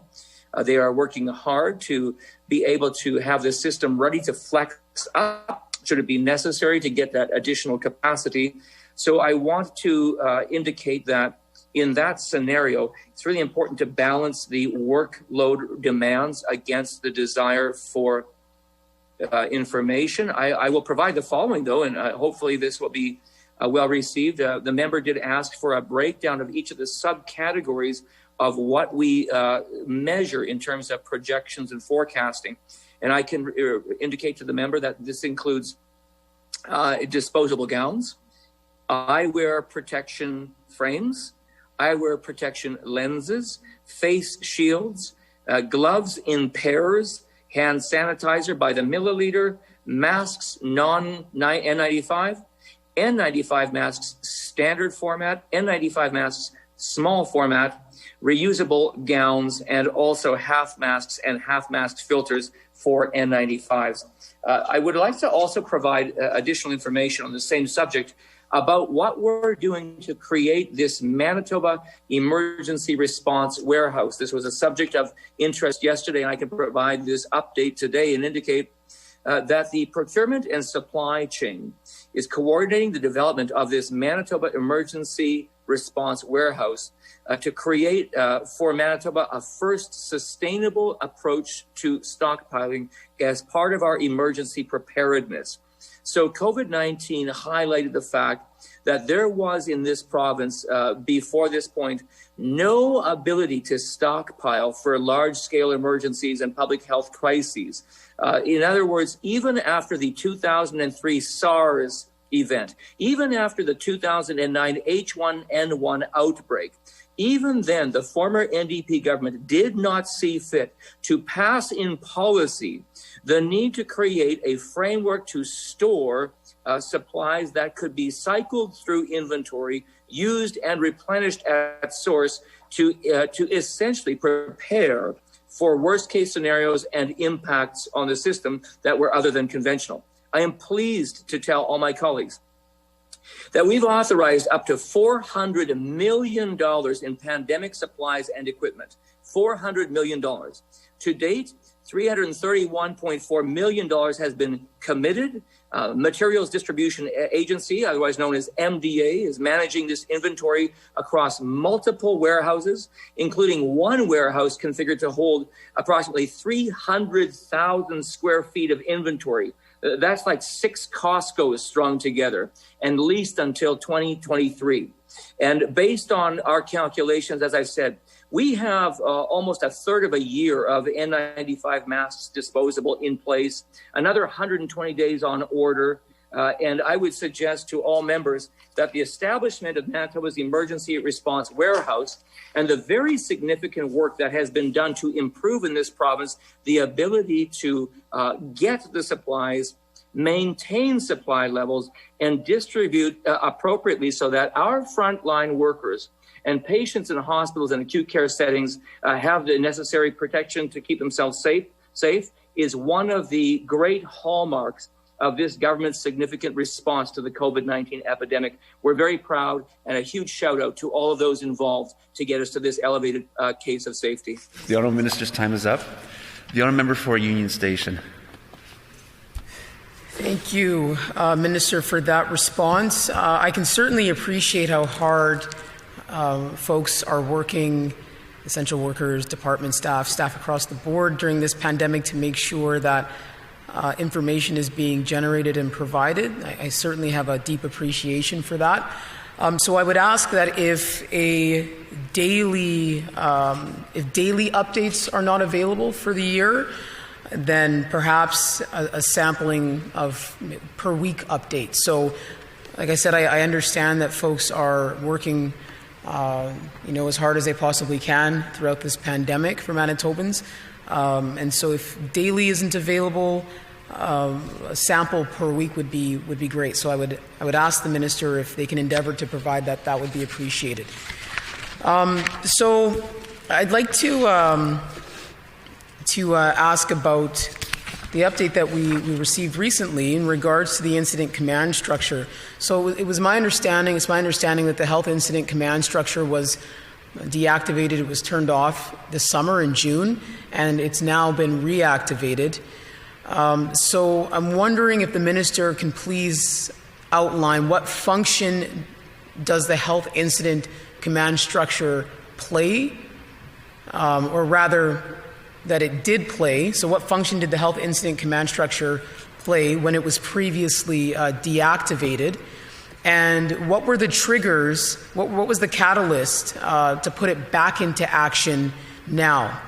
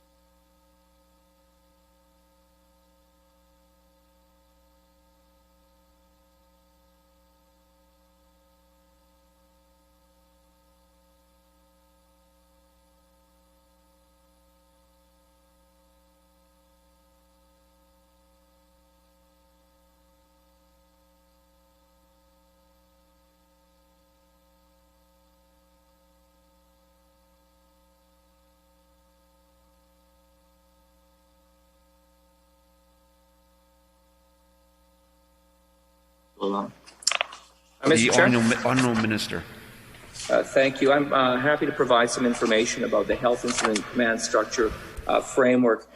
It's important to know that Manitoba moved early and appropriately to establish a health incident command structure in this province to be able to address the pandemic in a coherent and coordinated way. As a matter of fact, we were much earlier in this province at being able to generate those significant structures than other provinces were relatively to when the virus began to come into jurisdiction. As a matter of fact, I was recently reviewing the information that showed that we were well in advance of the first case reported in Manitoba when we were actually doing things like daily updates and situation reports and understanding our PPE needs. So it really speaks to the administrative and leadership capabilities that we have demonstrated in this. That said, let's remember what a health incident command structure is for. So in the past in Manitoba, you would have seen a health incident command structure marshaled to be able to coalesce the right leadership around a challenge like the 1997 flood, the significant forest fire events that happened in some years in the 2000s. You might have even seen the use of a health incident command structure for a significant shift in the healthcare system, like the opening of a new hospital. That could have seen a health incident command structure. What a health incident command structure is not intended to do is to run flat out for a year or 2 years or 3 years. That's not what it is designed to do, because what we have to understand is that the same people that have standing at that in that framework would then be redeployed from other areas of responsibility. So the longer you go along in a HICS, as we call it, a health incident command structure framework, the more you are pushing other priorities to the side. That said, to the member's question, it was with this in mind that we accepted the advice of the Chief Provincial Public Health Officer and of the Chief Integration Officer at Shared Health earlier this year, after that first wave of the pandemic, when we began to see very low case numbers on a daily basis, very low hospitalization numbers, no ICU numbers, that it was time to be able to ramp down the health incident command structure. What we replaced it with is a respiratory virus steering committee. So it would be much the same as the framework built every single year to handle something like the influenza season, which is still very significant. Do not forget that last year alone in Manitoba, influenza saw 400 hospitalizations. Last year in Manitoba, influenza saw 40 ICU cases in this province. So it's still a very significant structure that guides our understanding of how to maneuver in the healthcare system. And remember as well that even just like in an influenza season, even in influenza, things like our ICU capacity can come under strain. And then decisions are made about how to flex that capacity to be able to suspend or slow or draw back other activities. And that allows us to build the capacity we need. So with that said, it was at the advice of the chief and of system leaders that we pivoted to the Respiratory Virus Steering Committee. It was at the advice now more recently of the same individuals that we have reconstituted the Health Incident Command Structure. As I spoke about yesterday, that command structure includes the broad categories of planning, logistics, operations, and finance. And then within that structure, many people have influence and many people have additional standing. There is Indigenous leadership included. There is a good linkage to FNIB, the First Nations Indigenous Health Branch. There are good relationships throughout the regional health authorities. And so we have been well served. But remember, I would also welcome the opportunity to say that it was through the Respiratory Virus Steering Committee that we did our low acuity sites, that we launched our RFP for the Red Cross, that we launched the RFP for surgeries, that we continued to work on the one site, one worker personal care home initiative, and that we brought this Manitoba Emergency Pandemic Warehouse. All those things were success stories from the Respiratory Virus Steering Committee. So thank you to all the people who continue to serve this province in leadership on COVID-19. The honourable member for Union Station. Thank you. And I just wanted to clarify, and I asked this previously, but I just wanted to make sure that I was clear if the minister could provide, we would be willing to provide, rather, access to if not the daily dashboards for this year, then weekly dashboards for this year? And can the minister clarify in terms of the health incident command structure, especially given the fact that we've seen a surge of issues, a surge of cases in the last weeks? Why is it that the health incident command structure is only being reactivated now? I understand the minister saying that respiratory virus steering committee was generated in the gap period of time, but I'm wondering, what was the catalyst? What were the triggers for the health incident command structure to be reactivated at this point now?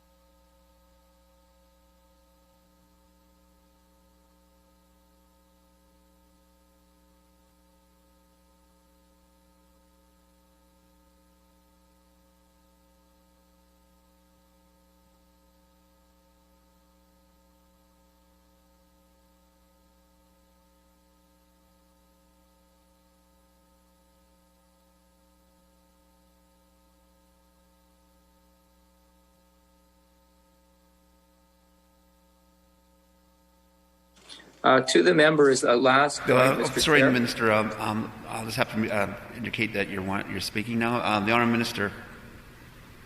To the member's last point, we will endeavour to provide information in some format that would assist the member. And I would ask for the member's recognition and acknowledgement as well. That we are in the middle of a pandemic and that we have the people involved in this area going flat out to provide good service to Manitobans. So we will endeavour to provide information that would depict for the member the improvement that we've seen in these areas, to provide them with some data that will help them in the performance of their duties. And we hope that will suffice understanding how busy people are providing real service in real time to Manitobans on a daily basis. I want to say the following. The member asks, why at this time was the decision made to flex back up to health incident command structure? Because we accept the advice of those who are leading this pandemic, and it was their advice on the basis of continual receipt of information, in situation in Winnipeg, the increased daily count rate, the hospitalization rate, the ICU rate, the need to understand what we may be facing in respect of a second wave, the fact that we are entering into the influenza season and needing to understand that there will be impact as well. Seeing as we have seen that that all these things matter, it was a decision of a public health chief and of the chief integration officer that we should now at this point in time move to this HICS or health incident command structure. I will restate, health incident command structure is not a structure that is designed to be operational for years at a time or a year at a time. It takes a toll. And it takes a toll on leadership, too, who have other assigned duties. So keep in mind, part of that advice to return to a respiratory virus steering committee framework to provide guidance for those interim months between was based on the understanding that we wanted to all as well be able to plan for the reintroduction of other healthcare services. Remember, we, as well as all provinces and territories, had to profoundly suspend healthcare activities in order to focus on COVID-19.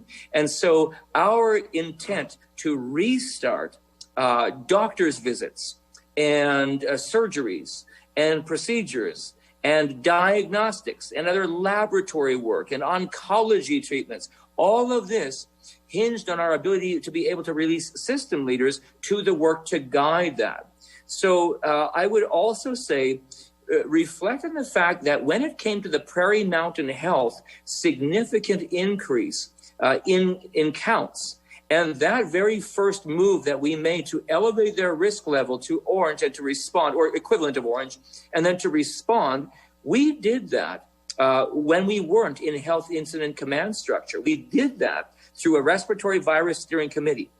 We did not need to go into HICS to solve the Prairie Mountain Health situation. And there isn't someone who would suggest that we weren't able to solve that through very hard work, through significant measures and all of that. I indicate this in order to express that one of the rationales that was provided to me as the minister is that we needed to maintain and retain capability in our system for when that capability would be most needed. And so now, as we look into the fall and winter, as we look into the commencement of the influenza season, as we look into an escalating number of cases on the daily counts, we are pleased to see lower counts today. We will continue to watch morbidity, mortality, and hospital capacity issues. But as we did that, what we did to retain capacity, to retain resilience, to ensure resilience, and to allow us to shift our focus to the significant surgical procedures, clinical procedures, and the resumption of doctors' visits. We are so pleased to see that our virtual visits, these virtual tariffs that we have brought in Manitoba, have been effective. I was just reviewing data with my senior officials, including my Deputy Minister, Karen Hurd, today, and we are very impressed with the buy-in, with the degree to which doctors are now using virtual tariffs to bring their patients back into clinical settings and provide the care that they need. And so kudos to all those doctors doing so. Before we continue, I just wanted to let the minister know if he just turns on the mic, then we can hear that you want to speak, and then I can call on you. As soon as you put your mic on, I can hear it. So I'll just call you once that happens, okay? So we'll continue, and the honourable member for Union Station. It was reported in the Free Press recently that projections from the University of Washington's Institute for Health Metrics and Evaluation suggested that 2,600 Manitobans will die of COVID-19 by January. That is an incredibly sobering number. Certainly, I know that Manitobans across the board are doing everything that they can to mitigate that becoming a reality, but it is a projection based on modeling and metrics, and I'm wondering if the minister can shed some light on whether or not his government, the Pallister government's modeling, is consistent with this.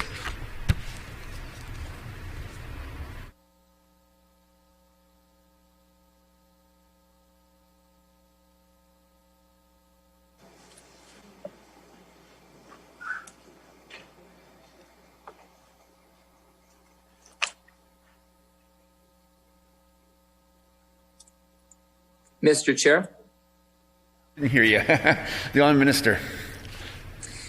I'm just going to ask the member to repeat the question. We want to be clear that we are answering the right question. What is the question pertaining to the modeling that is being seen globally? I need some further clarification on the question. The Honourable Member for Union Station. Sure. Projections from the University of Washington's Institute for Health Metrics and Evaluation suggest that 2,600 Manitobans will die of COVID-19 by January. Is the Pallister government's modeling, the modeling that the government is doing, is that modeling consistent with those projections?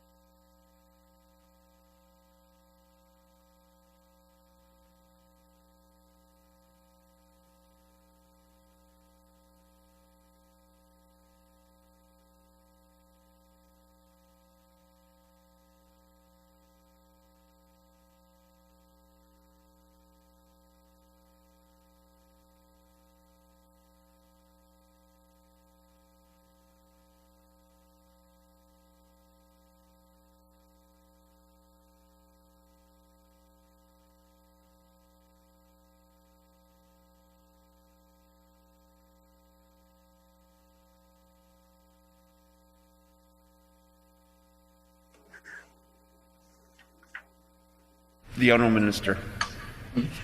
Now, that worked that time, Mr. Chair. Thank you. I will endeavour to answer the member's question. I wanted to pause and provide just a note on a previous set of questions yesterday. There seemed to be the implication by the member that the global severity of PPE disruption of supply was somehow insupportable.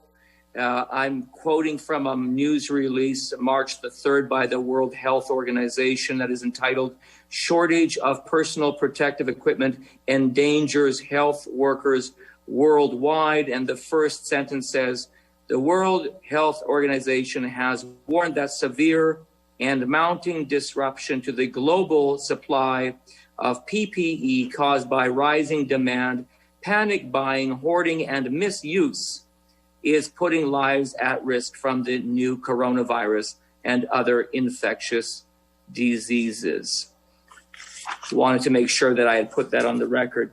Pleased to speak about modeling, and in this province, the modeling effort is led by individuals, some of whom are in my own department, CFO and Assistant Deputy Minister Dan Skwarchuk, a team of other individuals in the incident command structure who worked very tirelessly in the early months of the pandemic, liaised with their counterparts in other jurisdictions, liaised with the federal government, but in the end built a model that is made in Manitoba.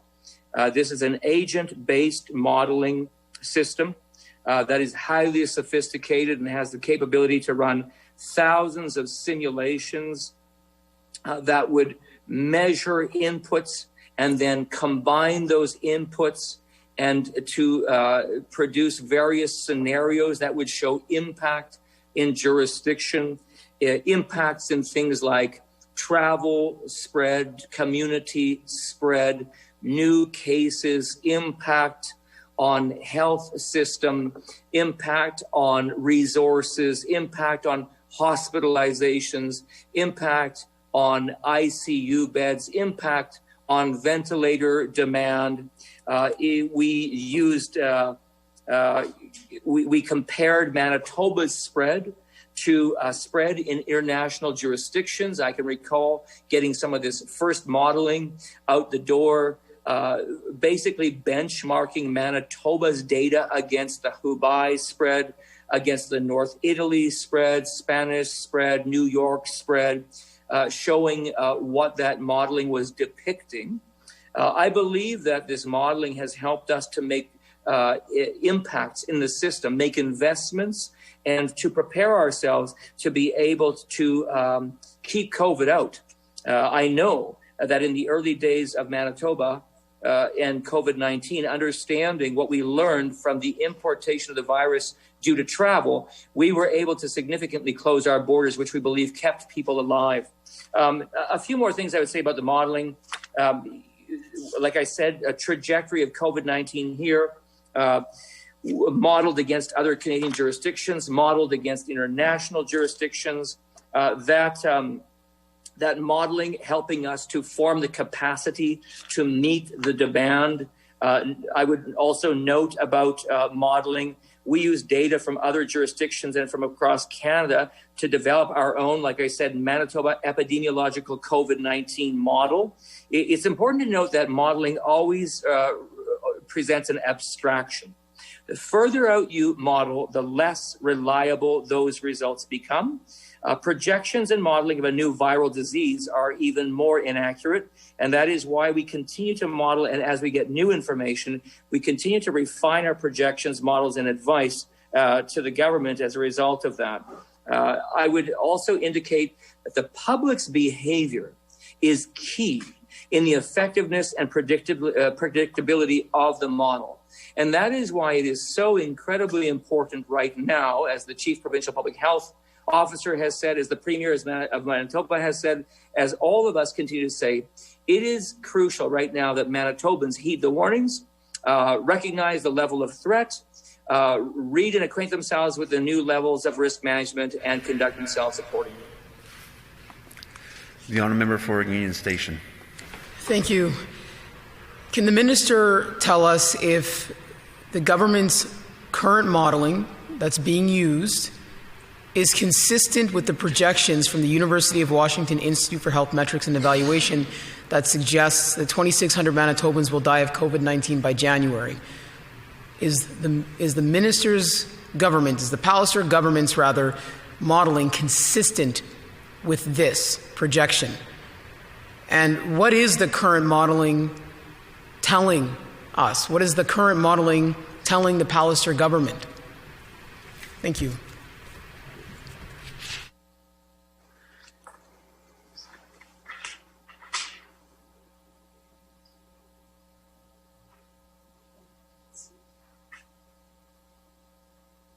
The honourable minister. Thank you, Mr. Chair. The member should be clear that they are asking about different models. As I indicated, the Manitoba's model is an agent-based model. Our assumption here at this table is that the model being referred to by the member is a statistical-based model. This is a bit like asking if a dog is like a cat. In some respects it is, and in some respects it is very different. And so I would indicate to the member that the answer to their question would be, in this case, no. The honourable member for Union Station. What is the current modeling telling the government?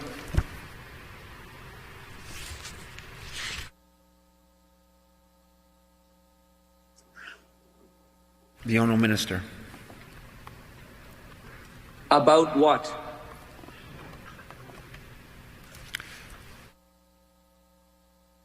The honourable member for Union Station. If the minister could provide as much information as possible in terms of the data that is being projected as a result of the modeling currently being used, so specifically what categories of focus there are and what is being generated as a result, and how that is informing the Pallister government.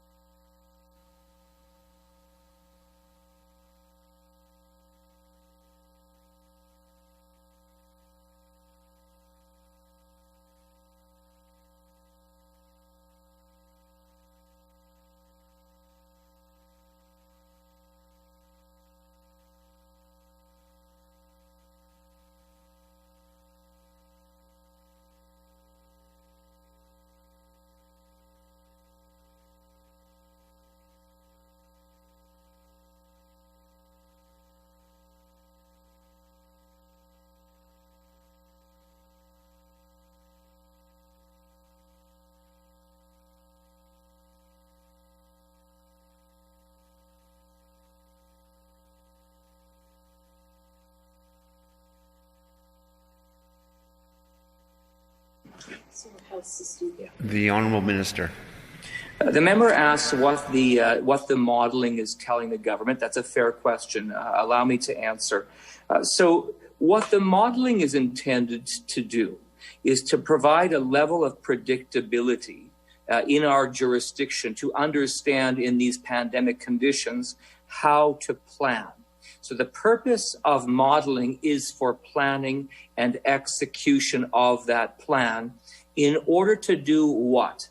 To allow the health system to continue to function to maximum efficiency. And when we say efficiency, we mean getting patients into their surgeries. We mean getting people to their appointments. We mean getting patients to their diagnostic tests.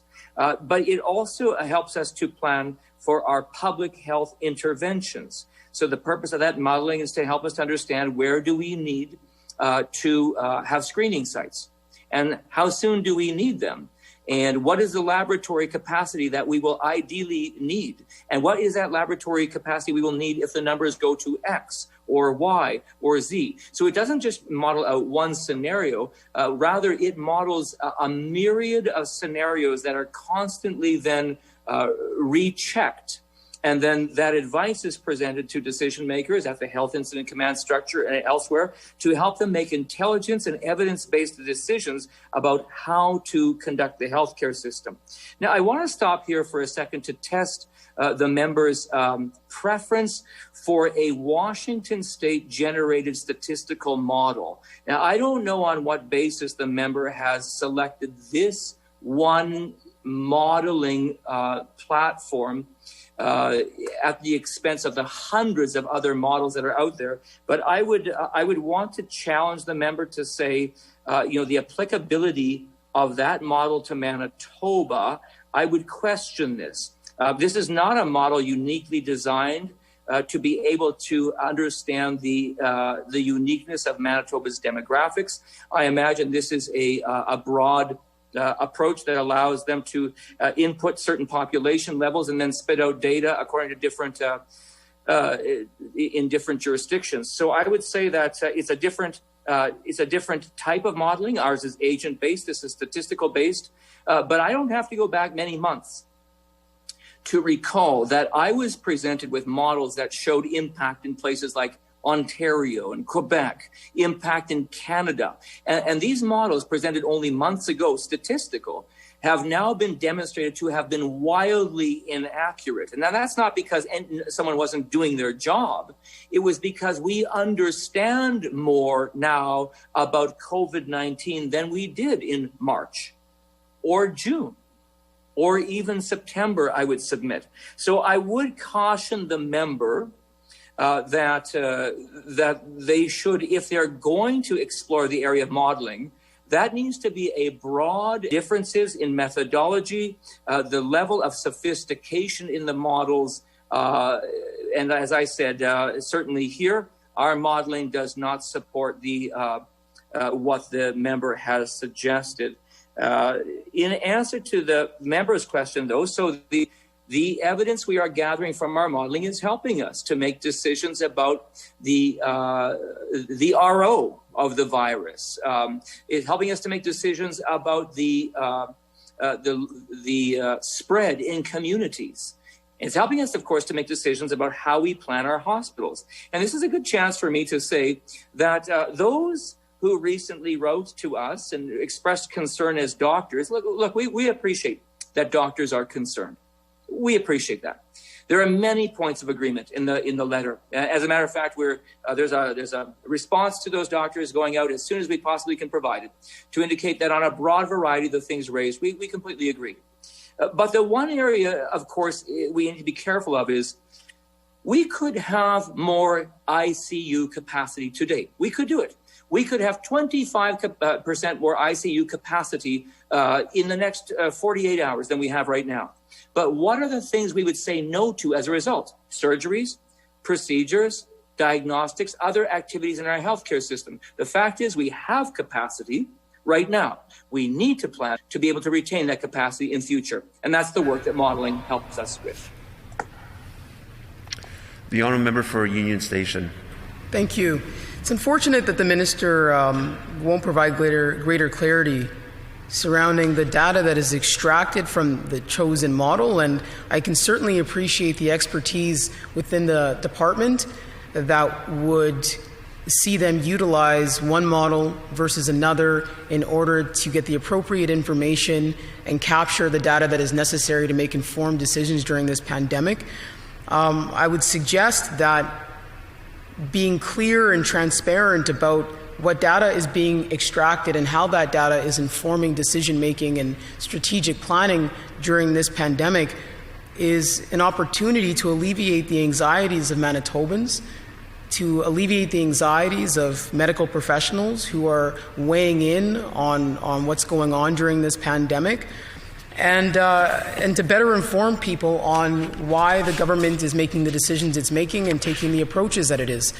So I'm disappointed that we're not able to get more clarity from the minister on that, but seeing as how the minister did touch on ICU capacity, I might as well move in that direction. So last week, Lynette Saragusa confirmed that at the time, Winnipeg region had less intensive care capacity than it did in 2017. So as of last week, Lynette Saragusa confirmed that we have less intensive care capacity than we did in 2017.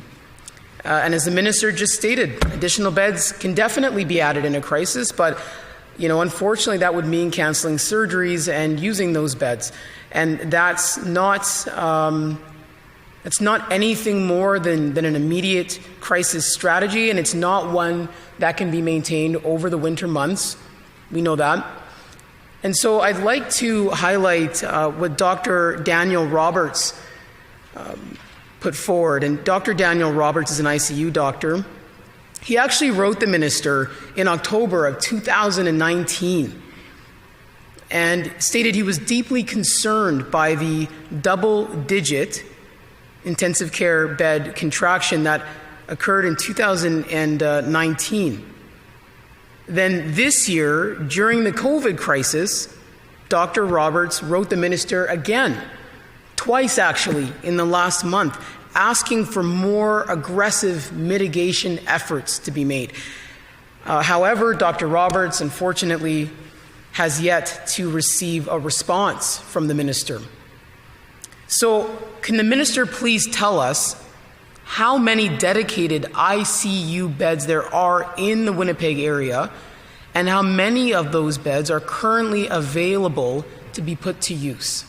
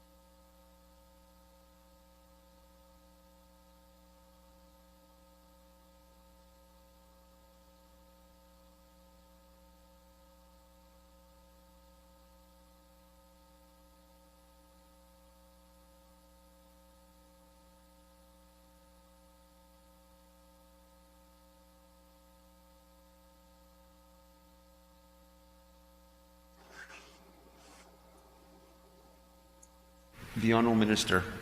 I want to make it clear to the critic for health that I welcome a broad and continued examination of how our modeling is informing our evidence-based decisions that is helping to keep Manitobans safe during a global pandemic. I reject any assertion by the member that somehow this is not a conversation that I want to have. But most of all, I reject the member's statement that somehow I should be more concerned with alleviating the anxiety of Manitobans. I assure that member and all members that we are very concerned with alleviating the anxiety of Manitobans. And that is exactly why we are taking action on COVID-19. It is why we are communicating with Manitobans well and often through a 3 times per week briefing in room 68 with the Chief Provincial Public Health Officer and the Chief Integration Officer leading this COVID response. It is why we are choosing to educate Manitobans on a consistent basis about the pandemic response system set of levels and how those levels will protect them. It is why we continue to remind Manitobans of the investments that this government is bringing, financial, health, human resource, opening screening sites, adding capacity to keep people safe.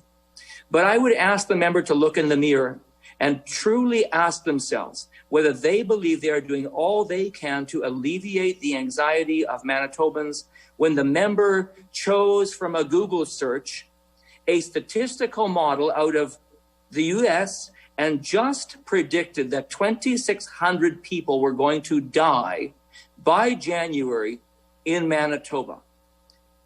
A statistical model that has no sophisticated application to Manitoba. And yet that is what the member chooses to put on the record for the purposes of this Committee of Supply today, with no evidence, with no basis, with no foresight, and supposedly without any significant exploration of how that information should be received. So I want to restate that there is no modeling that we have conducted that would support this claim of the member. I would also say to the member that they are equally not helping to alleviate the anxiety of Manitobans when they continue to state that cohorting wasn't done at Parkview Place. It was. When they continue to state that residents at Parkview Place were not contacted by the facility. They were. When they continued to say that PPE wasn't available in long-term care homes, and it was. When they continued to say that the WRHA was not responding, and they were. When they continued to say that doctors were not at the facility, and they were. And the member knows the list goes on. There is a legitimate role that the opposition parties of Manitoba need to occupy during a global pandemic. And I'm not saying that that is a role that doesn't include criticism. Of course that includes criticism. But there is a role that the opposition can support in the interest of the public, of Manitobans who right now are really scared. There are some Manitobans who are really scared. And I have to wonder about the motivation of those doctors who signed that letter. And I know many of them, and I will talk to many of them. And I get it. They're scared and they want the best for their patients, and I absolutely agree. But I wonder at the motivation to produce that letter, to generate it at a time when they knew it would have maximum effect in causing chaos in the system, when Manitobans need most to understand that the people in charge have got this.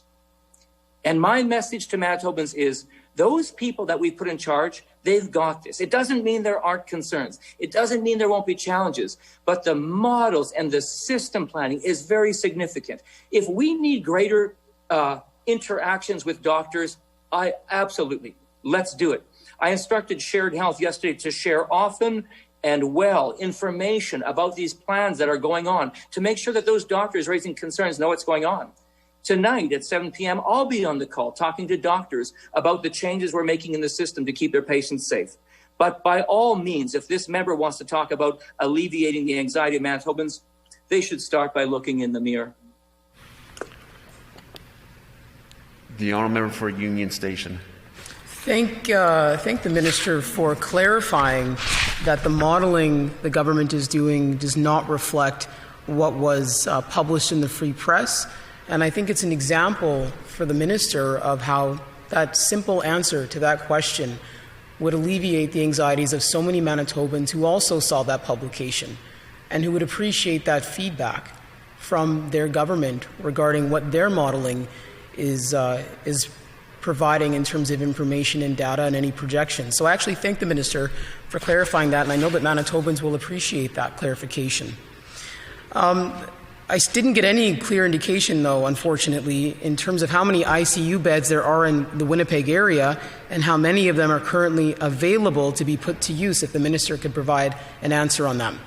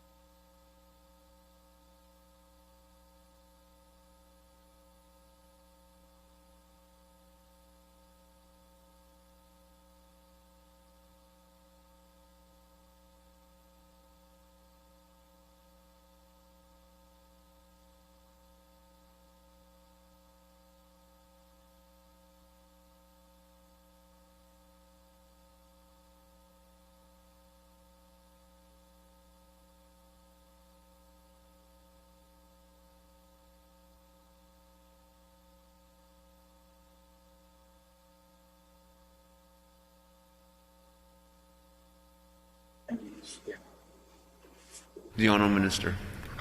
Thank you, Mr. Chair. I'm happy to speak to ICU capacity in Manitoba at this current time and provide an update.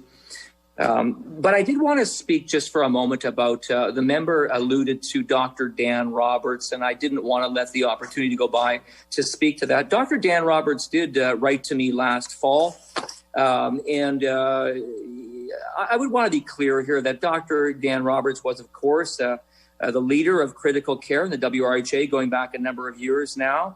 I would remind the member that Dr. Dan Roberts was an individual who, at the time of their leadership position, actually advocated long and hard for the consolidation of critical care capacity in the WRHA. I will say that again. Dr. Dan Roberts advocated long and hard for the consolidation of critical care capacity in the WRHA. That work that he spoke of at that time, that work that many system leaders at the time spoke of, was supported, of course, during that Peachy report written by Dr. David Peachy. It was supported when Dr. David Peachy returned to the province to do a follow-up report. It has been confirmed through our healing, our healthcare changes, those wave 1 and wave 2 changes in Winnipeg. And I would indicate to all members that we believe that that consolidation that took place to really identify those community hospital sites as being able to provide excellent services for a lesser level of acuity than an intensive care unit has been a significant benefit to the system. We believe that our influenza season last year was assisted by the fact that we had that significant response in place and the ability to have that consolidated capability on 2 sites and not greater than 2 sites. I would also indicate to the member that when it comes to Dr. Dan Roberts, we responded last fall promptly to the concerns that Dr. Dan Roberts was raising. We met with Doctors Manitoba, system leaders engaged with the critical care doctors. As a consequence of those discussions, there was actually capability built into the system that was I would say, in the spirit of our planned changes, but did actually represent an augmentation of our original design. So there was that good working relationship that produced some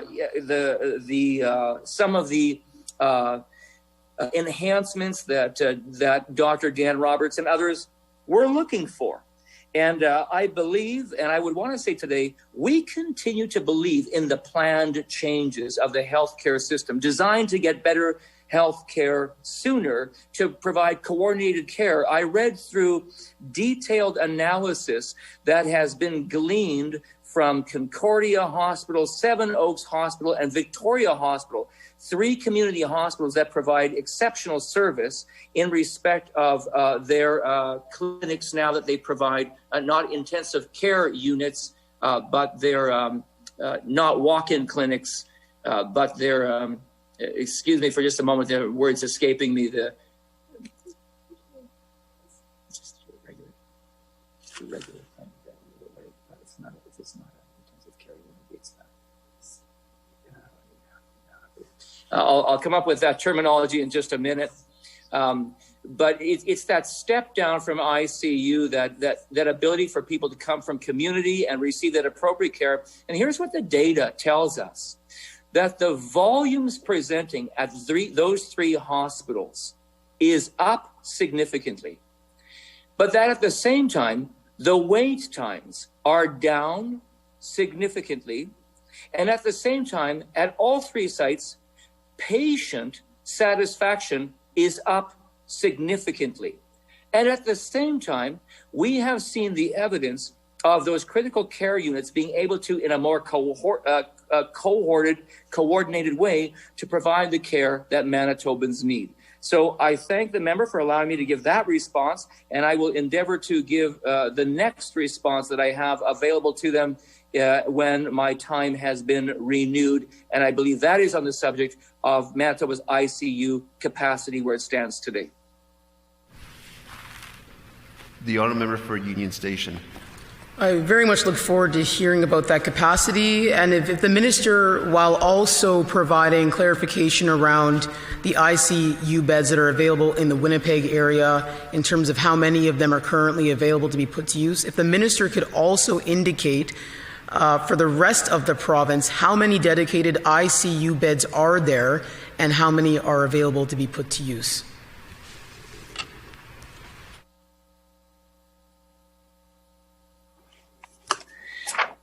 Thank you, Minister. Mr. Chair. Thank you, Mr. Chair. I thank the member for repeating the question.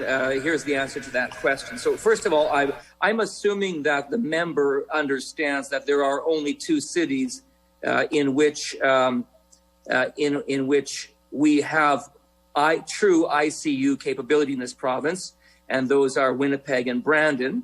As I'm saying this, I'm sorry to defer here for a second, but Mr. Chair, I have to solicit now from my staff to come and bring my charger because such are the limitations logistically in this office that I just saw a note pop up that said my computer is about to die.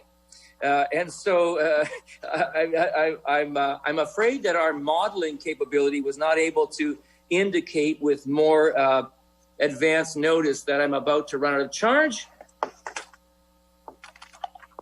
And I'm sorry to pause here to indicate that I'm very, very displeased with the fact that Apple has changed the method of their charging devices so that the charger provided to me is not actually working to charge my device. One moment, Mr. Chair. All right, I think we have a plan in motion. Here we go. Are you ready? Okay. Honourable Minister. ICU capacity.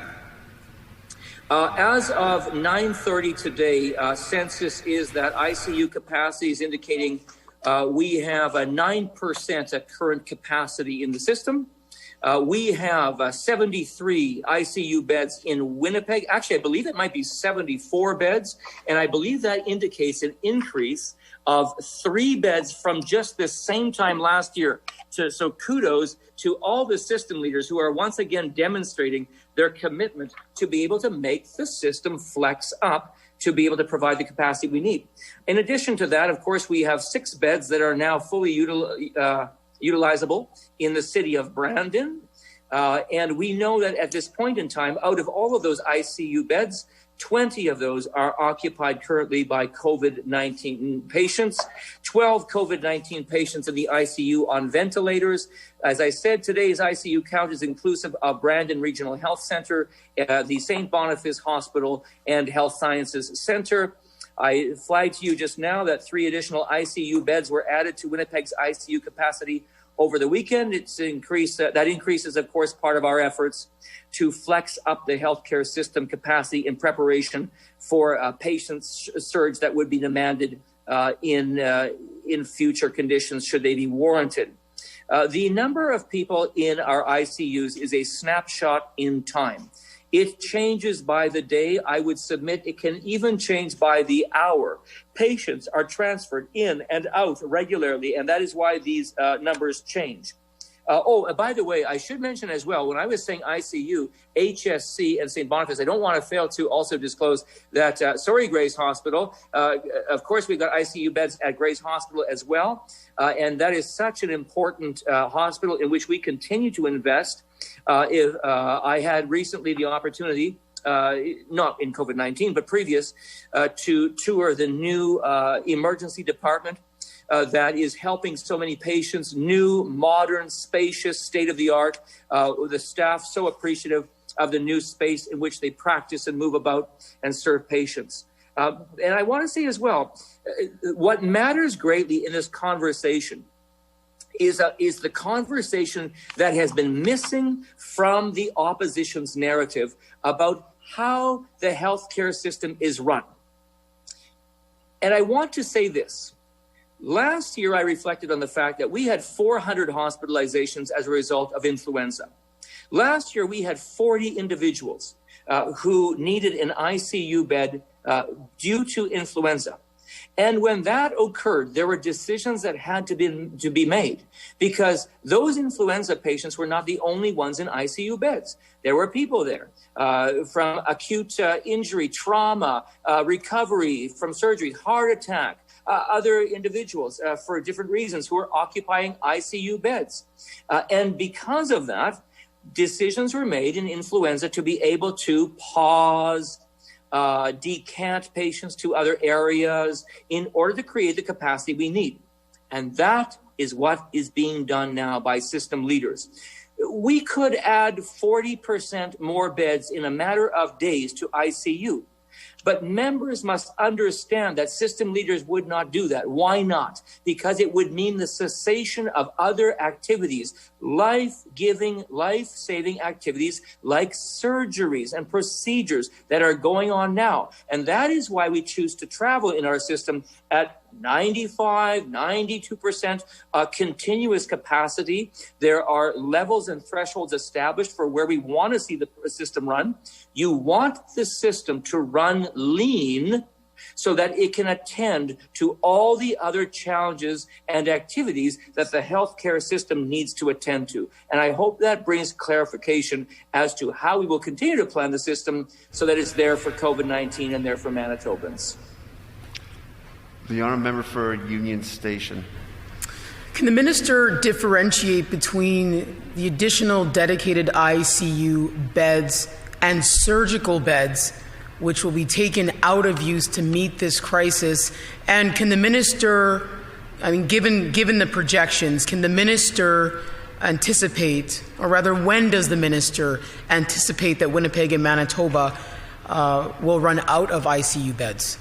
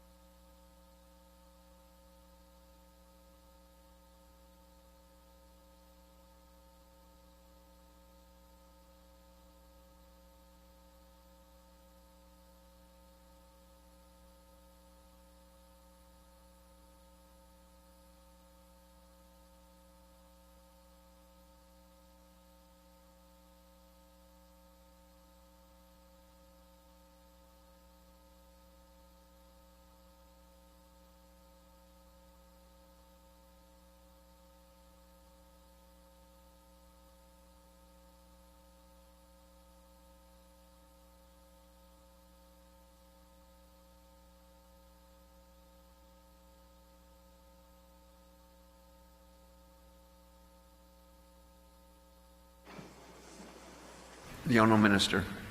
Thank you, Mr. Chair. To the member's question, I'm going to come around to indicate to the member that they are asking the wrong question, but I'm going to say that with respect, and I'm going to give the answer and the rationale as to why I believe the member is asking the wrong question when the member asks, what day are you going to run out of ICU beds?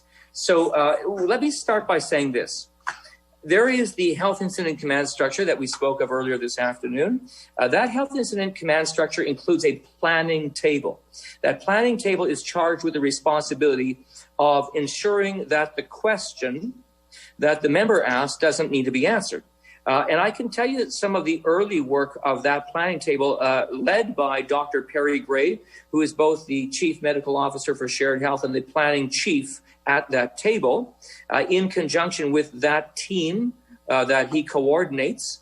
The early works included the buying of additional equipment, and Manitobans will know we bought and brought into location 419 ventilators into Manitoba. Actually, that might be the total number of ventilators that we now have, but includes hundreds of additional ventilators brought into Manitoba as a result of that planning.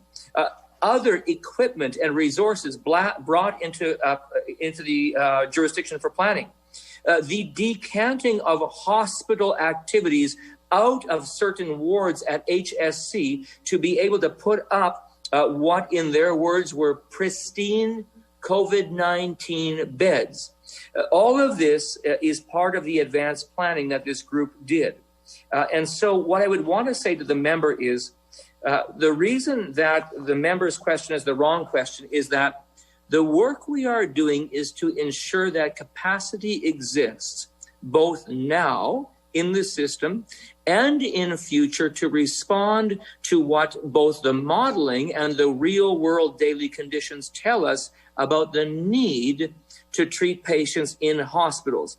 Dr. Brent Roustan has always made clear that while Manitobans interest themselves sometimes primarily or predominantly in the daily case count, the daily case count actually for system leaders has less importance, not less caring, less importance than the metrics of hospitalizations, ICU capacity, ventilator capacity, morbidity, mortality, capacity in the system, because that is what guides us to be able to create the conditions to make sure that we are giving hospital care in the most appropriate way.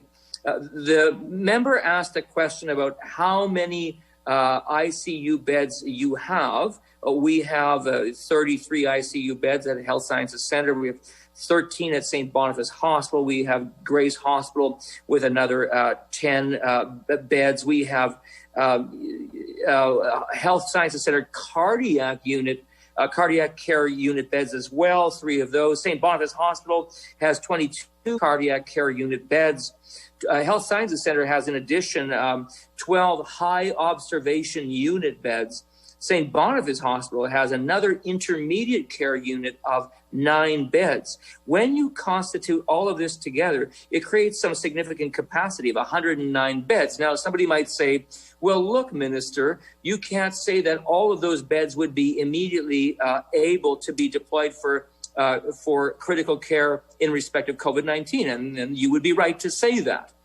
But we do know then we have as well underway very significant efforts to be able to stand up additional capacity as it would be necessary to, this is why we have solicited from doctors a commitment to be redeployed in our system. This is why we have in our system the ability to take acute care beds now and to turn them into de facto intensive care units if we would get to the point in a series of staged and planned levels in a what we might call a break glass scenario, where we would be able to move additional resources into there, pull up medicine beds to fill that gap, redeploy nurse resources and other to help along the way. So, and I just want to say in the time remaining, the Chief Nursing Officer, Lynette Saragusa, did an excellent job of providing a sort of technical briefing only last Friday to the Manitobans so they would understand more how this works to provide the context and the capability that we need for COVID-19. The honourable member for Union Station. Can the minister provide some clarity around what the nurse-to-patient ratios for critical care are? So in ICU specifically, what was the critical nurse-to-patient ratio before the pandemic? And what is the most recent nurse-to-patient ratios at this time for critical care nurses providing care to patients in ICU?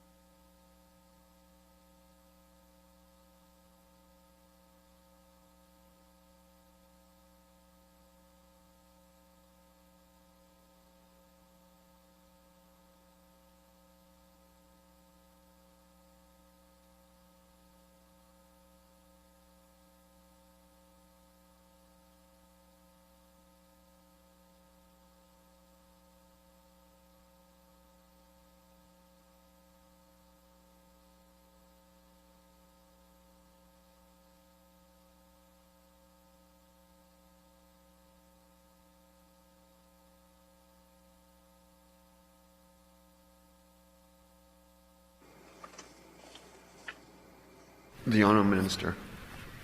Thank you. So in the healthcare system, of course, we have a broad variety, a broad array of clinical settings in hospitals, in acute care settings, and ICU beds, different levels of ICU beds. We have medicine beds, we have post-surgery beds, we have recovery beds, we have, post-procedure beds. We have more longer-term care beds.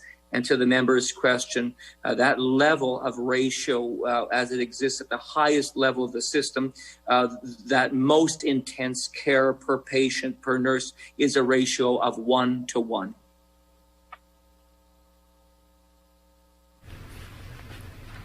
The honourable member for Union Station.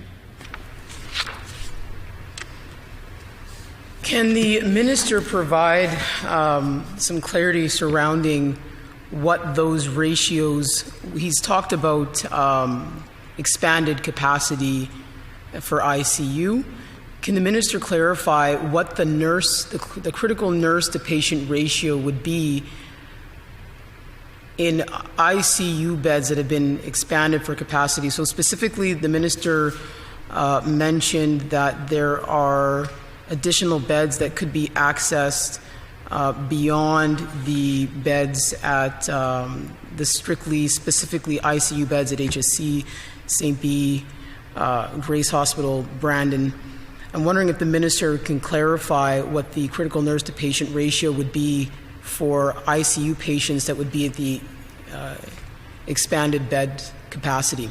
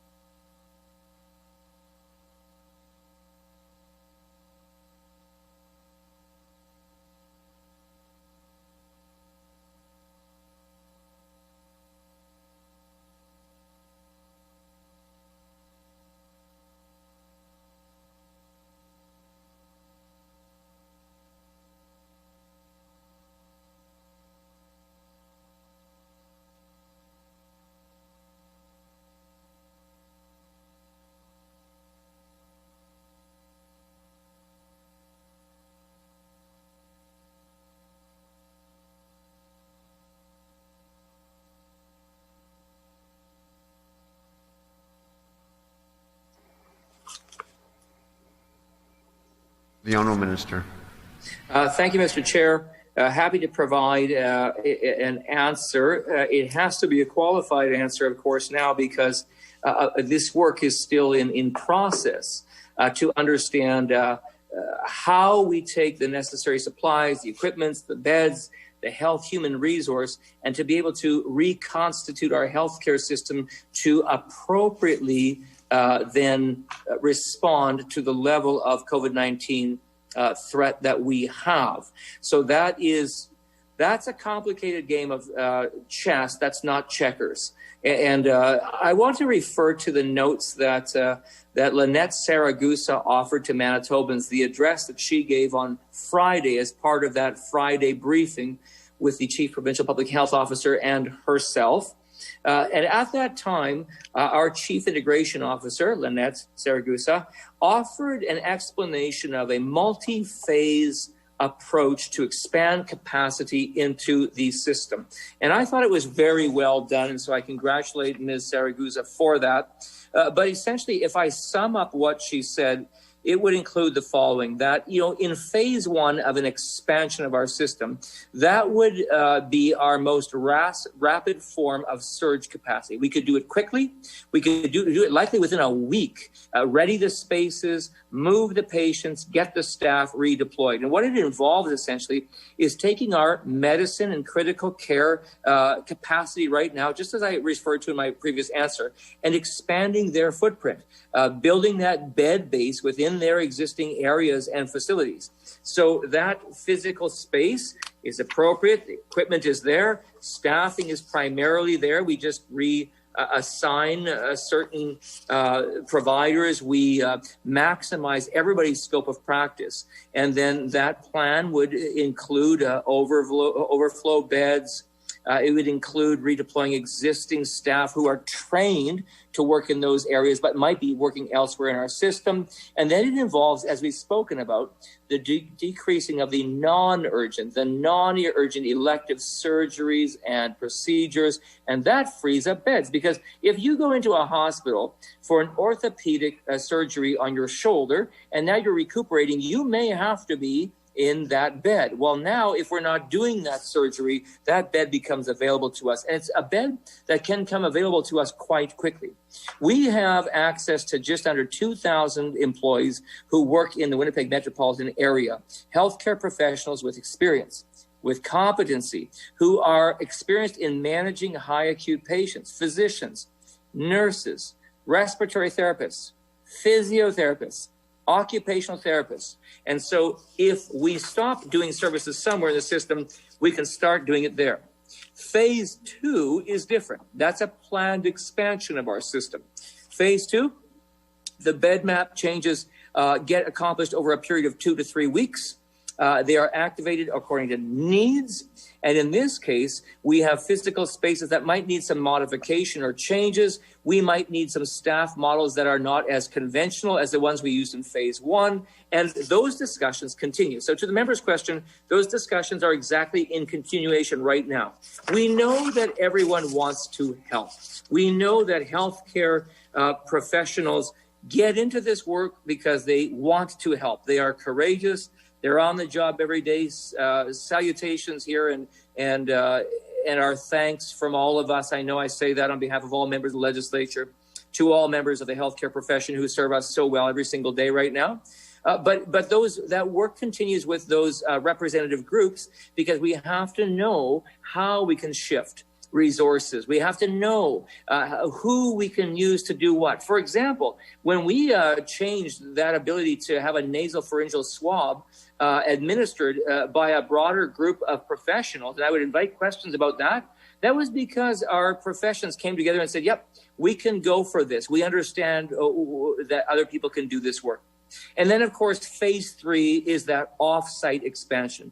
Phase three is even an elevated level of risk. It's that break glass scenario in which we say we need our hospitals right now for the most important things, for the most important addressing of the surge in patient numbers. And then therefore in that topic, that's why we did the RFP. We would then have expanded beds for hospital for COVID, and we would have lower acuity patients somewhere into an overflow site. So all of these things require planning, equipment, beds, supply, and health human resource. The honourable member for Union Station.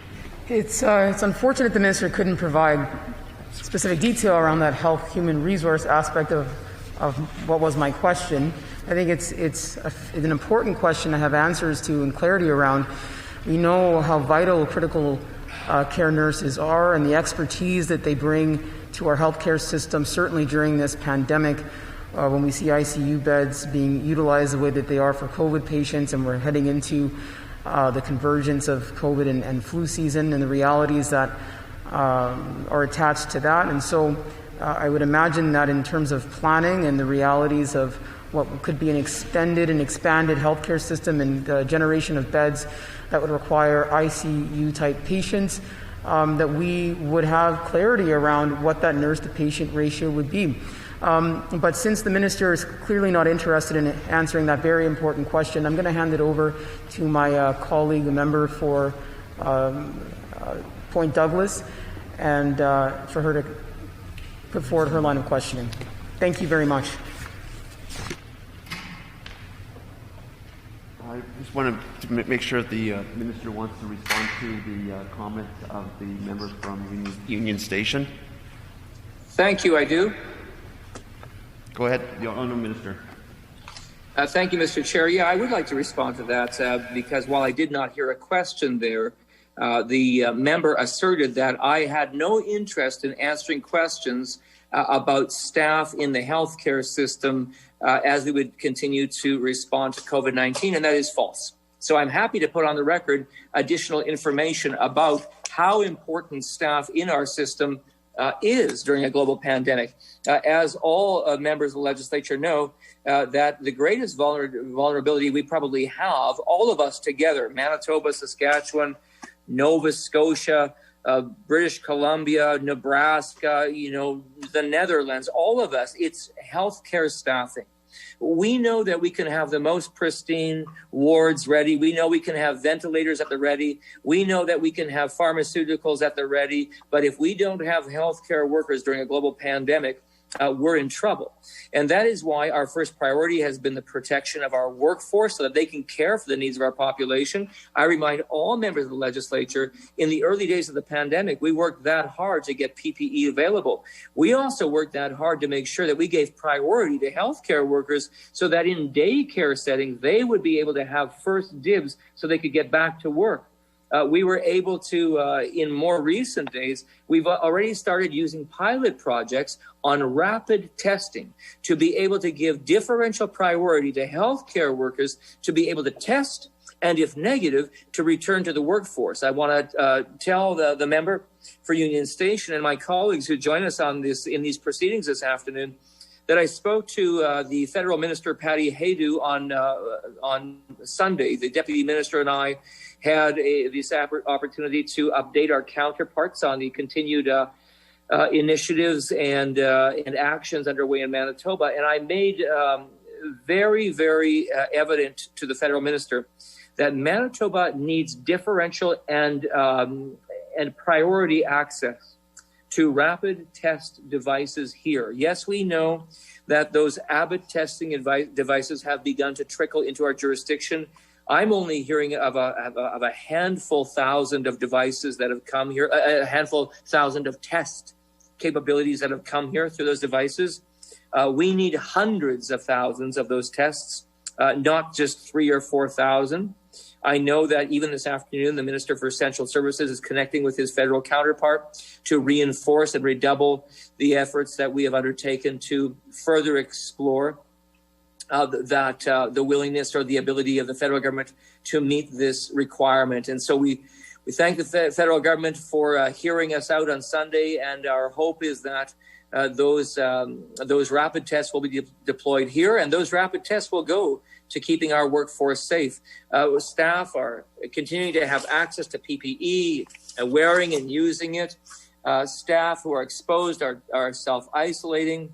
Like I said, staff with mild symptoms are being offered these pilot testing in some sites, and if negative, they're cleared to go back to work wearing full PPE.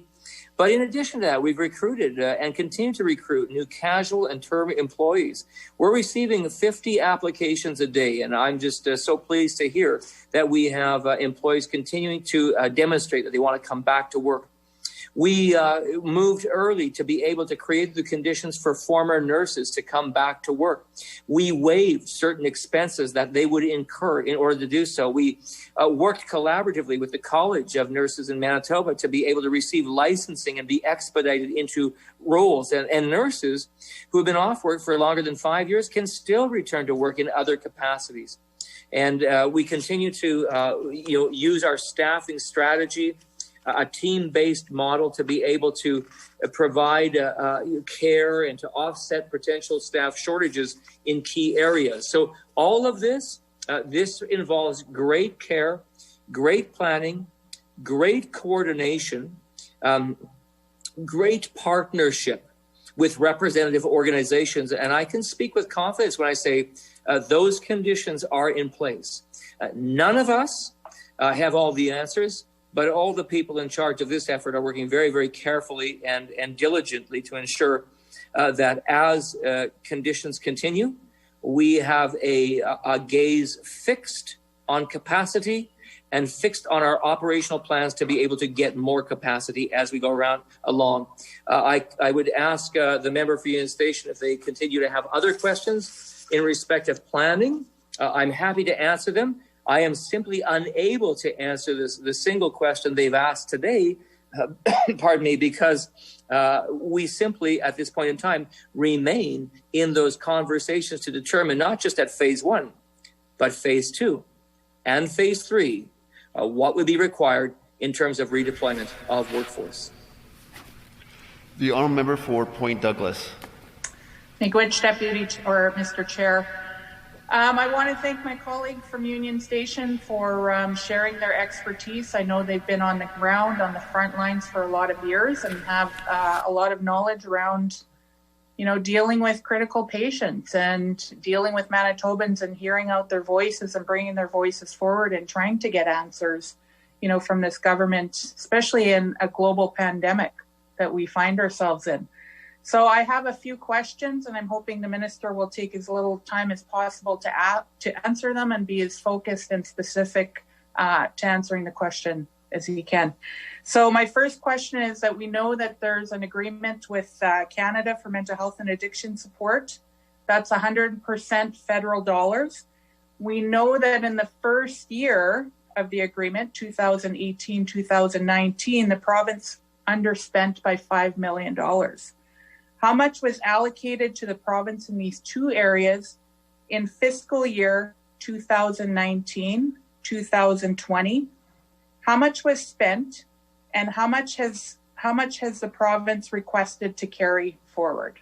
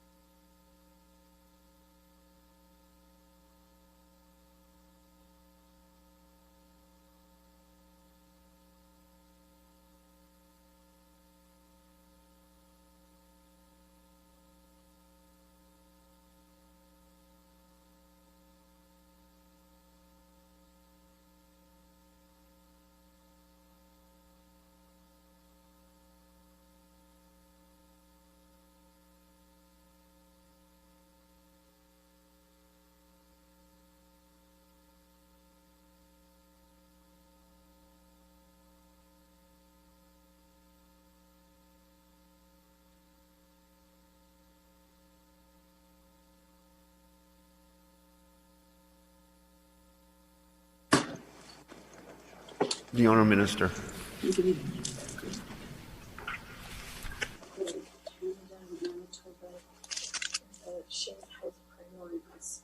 Thank you, Mr. Chair.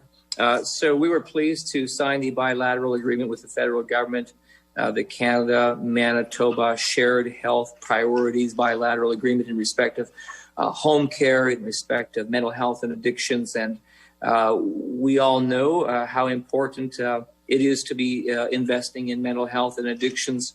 And that is why our government has been pleased to do so.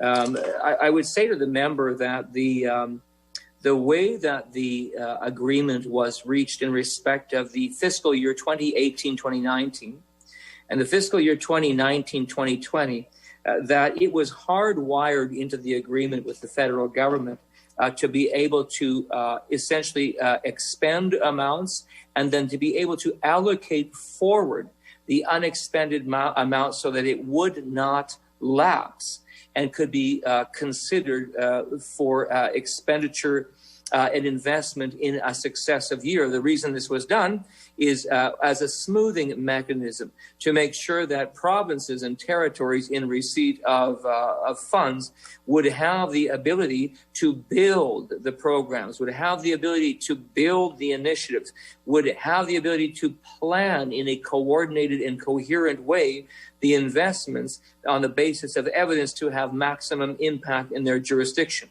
So first of all, I would say this is not new. This is not a surprise. This is not a revelation. This was hardwired, baked into the agreement with the federal government. I can indicate to all members that we have made significant, incredible investments here in the province of Manitoba.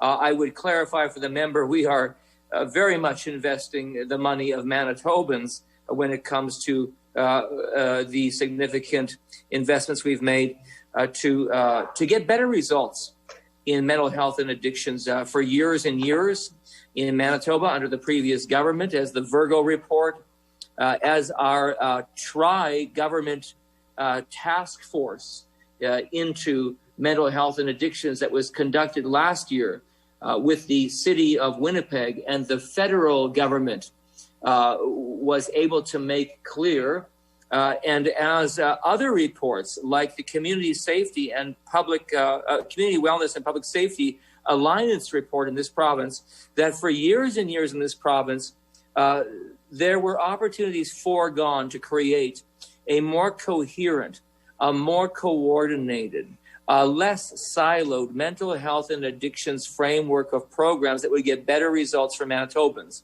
The criticism of the Virgo report in respect of the former NDP system was too siloed, duplicative, funding for inputs but not for results, no clear understanding of measurement or evaluation of program success, duplication, waste, and the lack of the demonstration of partnership, not enough focus on adolescent mental health, not enough focus on early interventions, not enough uptake of things like digitally based modes of treatment and support and help and counseling.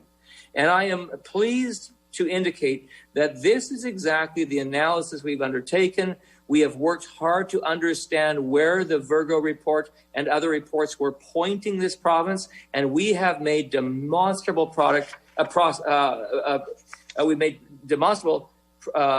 process advances in all of these areas. So let me speak just briefly about a few of them. We just opened our most recent RAM clinic in Manitoba. It becomes our 6th RAM clinic. We also opened a RAM hub. We have recently announced a $3.5 million investment at HS Winnipeg in the emergency department to add trained addictions and mental health care workers in the emergency department. on-site addictions physicians or psychiatrists on weekends and evenings, not just daytime, an investment that the NDP ignored for years and years, a new expanded eating disorder program, and I would love to speak in my next answer about additional investments in mental health and addictions. The honourable member for Point Douglas.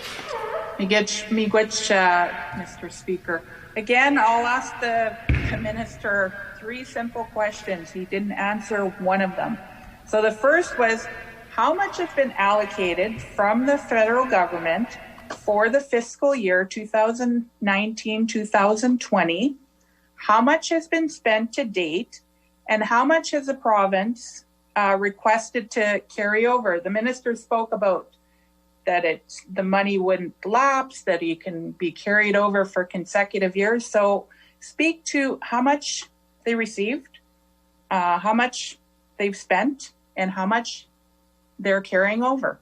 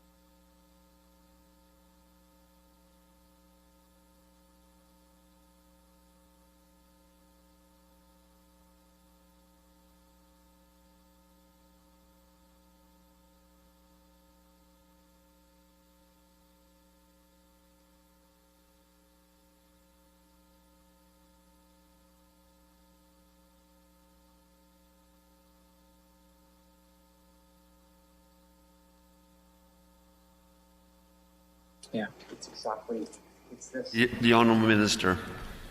Thank you, Mr. Chair. Happy to continue to provide a response here. So as I indicated, the amounts that are agreed to under the federal provincial bilateral agreement on home care and mental health and addictions it's publicly reported, like it's not a secret. So I would just direct the member to the Health Canada website, where all of the bilateral agreements are indicated, the specifics of those agreements, the amounts that are agreed to under the 5-year funding framework, the ability to push forward amounts under that are intended to be expended in future years. There are significant reporting requirements. We are just in the process of dotting the I's and crossing the T's in respect of our annual process to report back. And so that's being finalized, and that is why we can't provide real numbers today. But that work continues, and it is exactly as I indicated. Oh, I should indicate as well that when it comes to those reporting conditions and those reporting requirements, those are very significant. And so we report and indicate according to the federal framework where the amounts are being expended, what type of a program this is, if it's valid and meets certain conditions under the funding requirements, and we are confident in all of these cases that these new initiatives are doing that. Our Manitoba team negotiated well to make sure that we would have the necessary maneuverability in respect of this agreement. I can recall now, and this takes me back to my early days as the minister, but I can recall how in those early days, we needed to get more portability in respect of this arrangement to be able to know that the investments would go where they needed to go in Manitoba.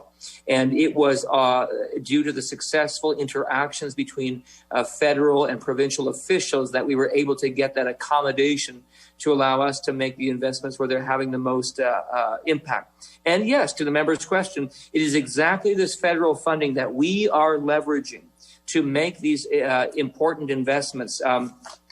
This same member asked a question last week in the House about naloxone kits. So I would reflect for the member from Point Douglas that is exactly this category under which we were able to fund an additional $200,000 to double the access of Manitobans to naloxone kits. And I remind the member that in the first 3 months of 2020, we had distributed more than 1,300 kits to distribution sites because of this increase. We expanded in June support for community-based trauma services for newcomers and refugees suffering from the post-traumatic stress disorder, over $2 million for those investments. We were pleased in mid-June to add 70 supportive recovery housing units in Winnipeg that are targeted for Siloam Mission, Riverwood Community Church Incorporated, and Tamarack Recovery Inc., which is located just down the street here on West Broadway. I had the opportunity to tour at Tamarack a number of months ago. And I believe I say with confidence that those rooms are already up and coming, and the board and executive of Tamarack was just over the moon that they were considered for this funding that is helping them to meet expanded programming, provide housing, to provide that necessary place for someone to go when they come out of treatment and then have a bed and an environment and a community that cares and accountability around them that gets them out of their addiction and into a better place in their life. I met with one of the clients at Tamarack that day, and I won't use names because they wouldn't appreciate that, but what a powerful encounter to meet with an individual who, where the programming of an agency like this has made such a difference in their lives. $3.5 million to Bruce Oak Recovery Center under this same category. We're so pleased to be able to provide 50 additional residential addiction treatment beds. Peer support and family support services, $1.5 million just recently to the Manitoba Schizophrenia Society. We launched $25 million in mental health and addictions in just the past number of months. And I only regret that, again, my time is going to run out before I'm able to give a full accounting to that member and all members of the legislature of the important areas in which our government is making these necessary and timely investments in mental health and addictions. The honourable member for Point Douglas. Miigwech, Mr. Speaker. I'm not sure why the minister is trying to mislead the House. The financial statements went into the federal government October 1st. So that minister knows full well how much money is being carried over from this agreement. So again, I'll ask this minister, how much money is being carried over from this agreement?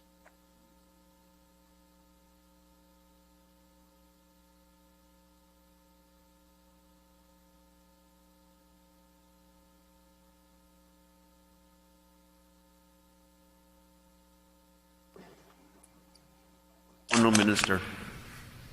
Well, I'm not sure if the minister just doesn't understand the process of how significant engagement under a 5-year bilateral agreement has conditions including significant reporting requirements. If the member needs the assurances that officials at the highest level are working to provide that detail to the federal government in that formalization process, I will give her those assurances. That is exactly the work that senior officials are doing, interacting with their federal counterparts to provide that accounting of what amounts are expended. Understand, I've just read out hundreds of millions of dollars of investments in Manitoba for people that are creating greater access to mental health and addictions services here, shortening wait times, providing a broad array of services, emergency interventions at hospitals, treatment capacity, addictions treatment beds, longer-term supportive housing impacts and arrangements, access to pharmaceuticals and other solutions, including but not limited to naloxone. This is exactly what the blueprint was as spelled out in the Virgo report. It said you have a highly siloed system that has been unattended to for years and years, incidentally, under the former NDP government. And they said you must create a continuity, a continuum of services that will not allow people to fall through the gaps.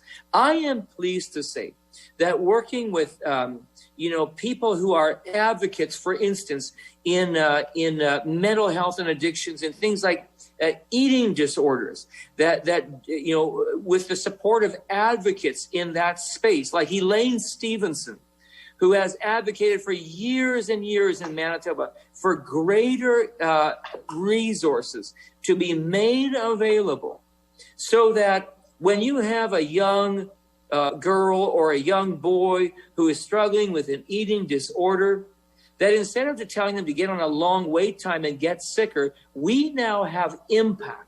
We have capacity that did not exist just 6 months ago in this province. And for years, when I was the critic, I asked 3 separate NDP health ministers to get up and make that investment, and none of them did it. Not one of them did it.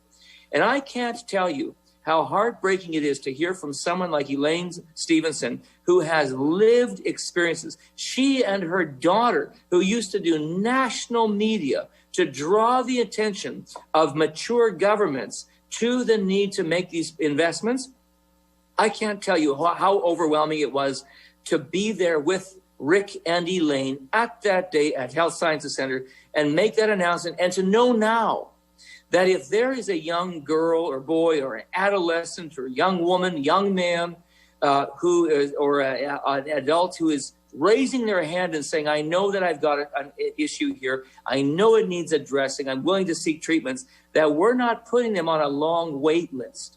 We're sending them to treatment in a greater capacity than we did just months ago in this province. So there's no obfuscation. There's no obscurity here. There is a process here by which officials are engaging to formalize and finalize the arrangements in respect of the elapsed fiscal year to be able to push forward and do the carry forward into the next plan next year. And I look forward to providing even more evidence of the investments that we've made, because there's so many that I was only able to read what we've been able to do since January the 1st of 2020. But I assure that member, we have been working on these planned investments for a much longer time, including, I failed to state, that when it came to naloxone distribution, naloxone kits distributed for free now through Manitoba's take-home naloxone program, the THNP. I should reflect here that the Department of Health, Seniors and Active Living really loves its acronyms. And so they never fail to put acronyms in here. But that's a really incredible program that has, just in the last 3 years, sent home more than 7,000 take-home naloxone kits to people at risk of opiate overdose. And this and other investments continues to show how focused we are on making these investments. The honourable member for Point Douglas. Thank you, Mr. Speaker. I'm not sure why this minister does not want to tell the House how much money went unspent in the agreement with Canada around mental health and addictions. But what the government's doing is not working. So I'm wondering if the minister can tell us exactly how many people are suspected of dying of an overdose during this pandemic. And I've asked this question several times in the House. I've got several emails from different addiction providers throughout the province. They have a real concern. There's real concern across, not just here in Winnipeg, but in Brandon. We heard almost a 400% increase in needle distribution. So can the minister tell us how many people are suspected of a drug overdose during the pandemic?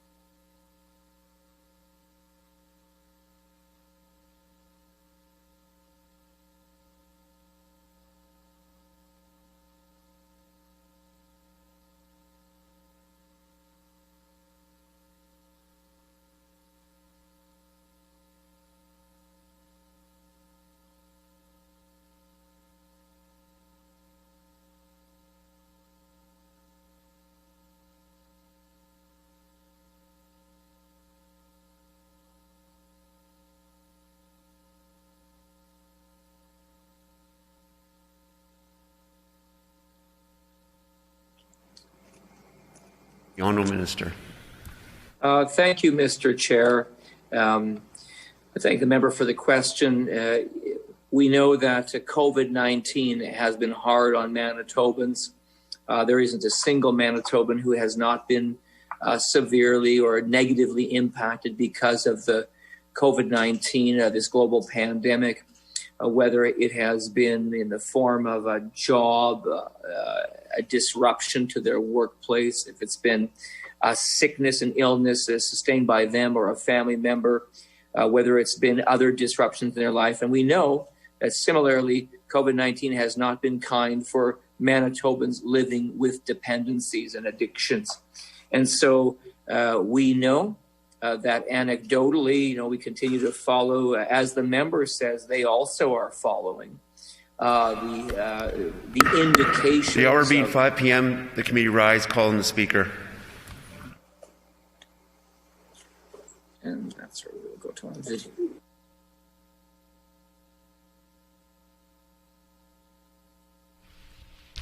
The hour being 5 p.m., the House is adjourned and stands adjourned until 1:30 p.m. tomorrow.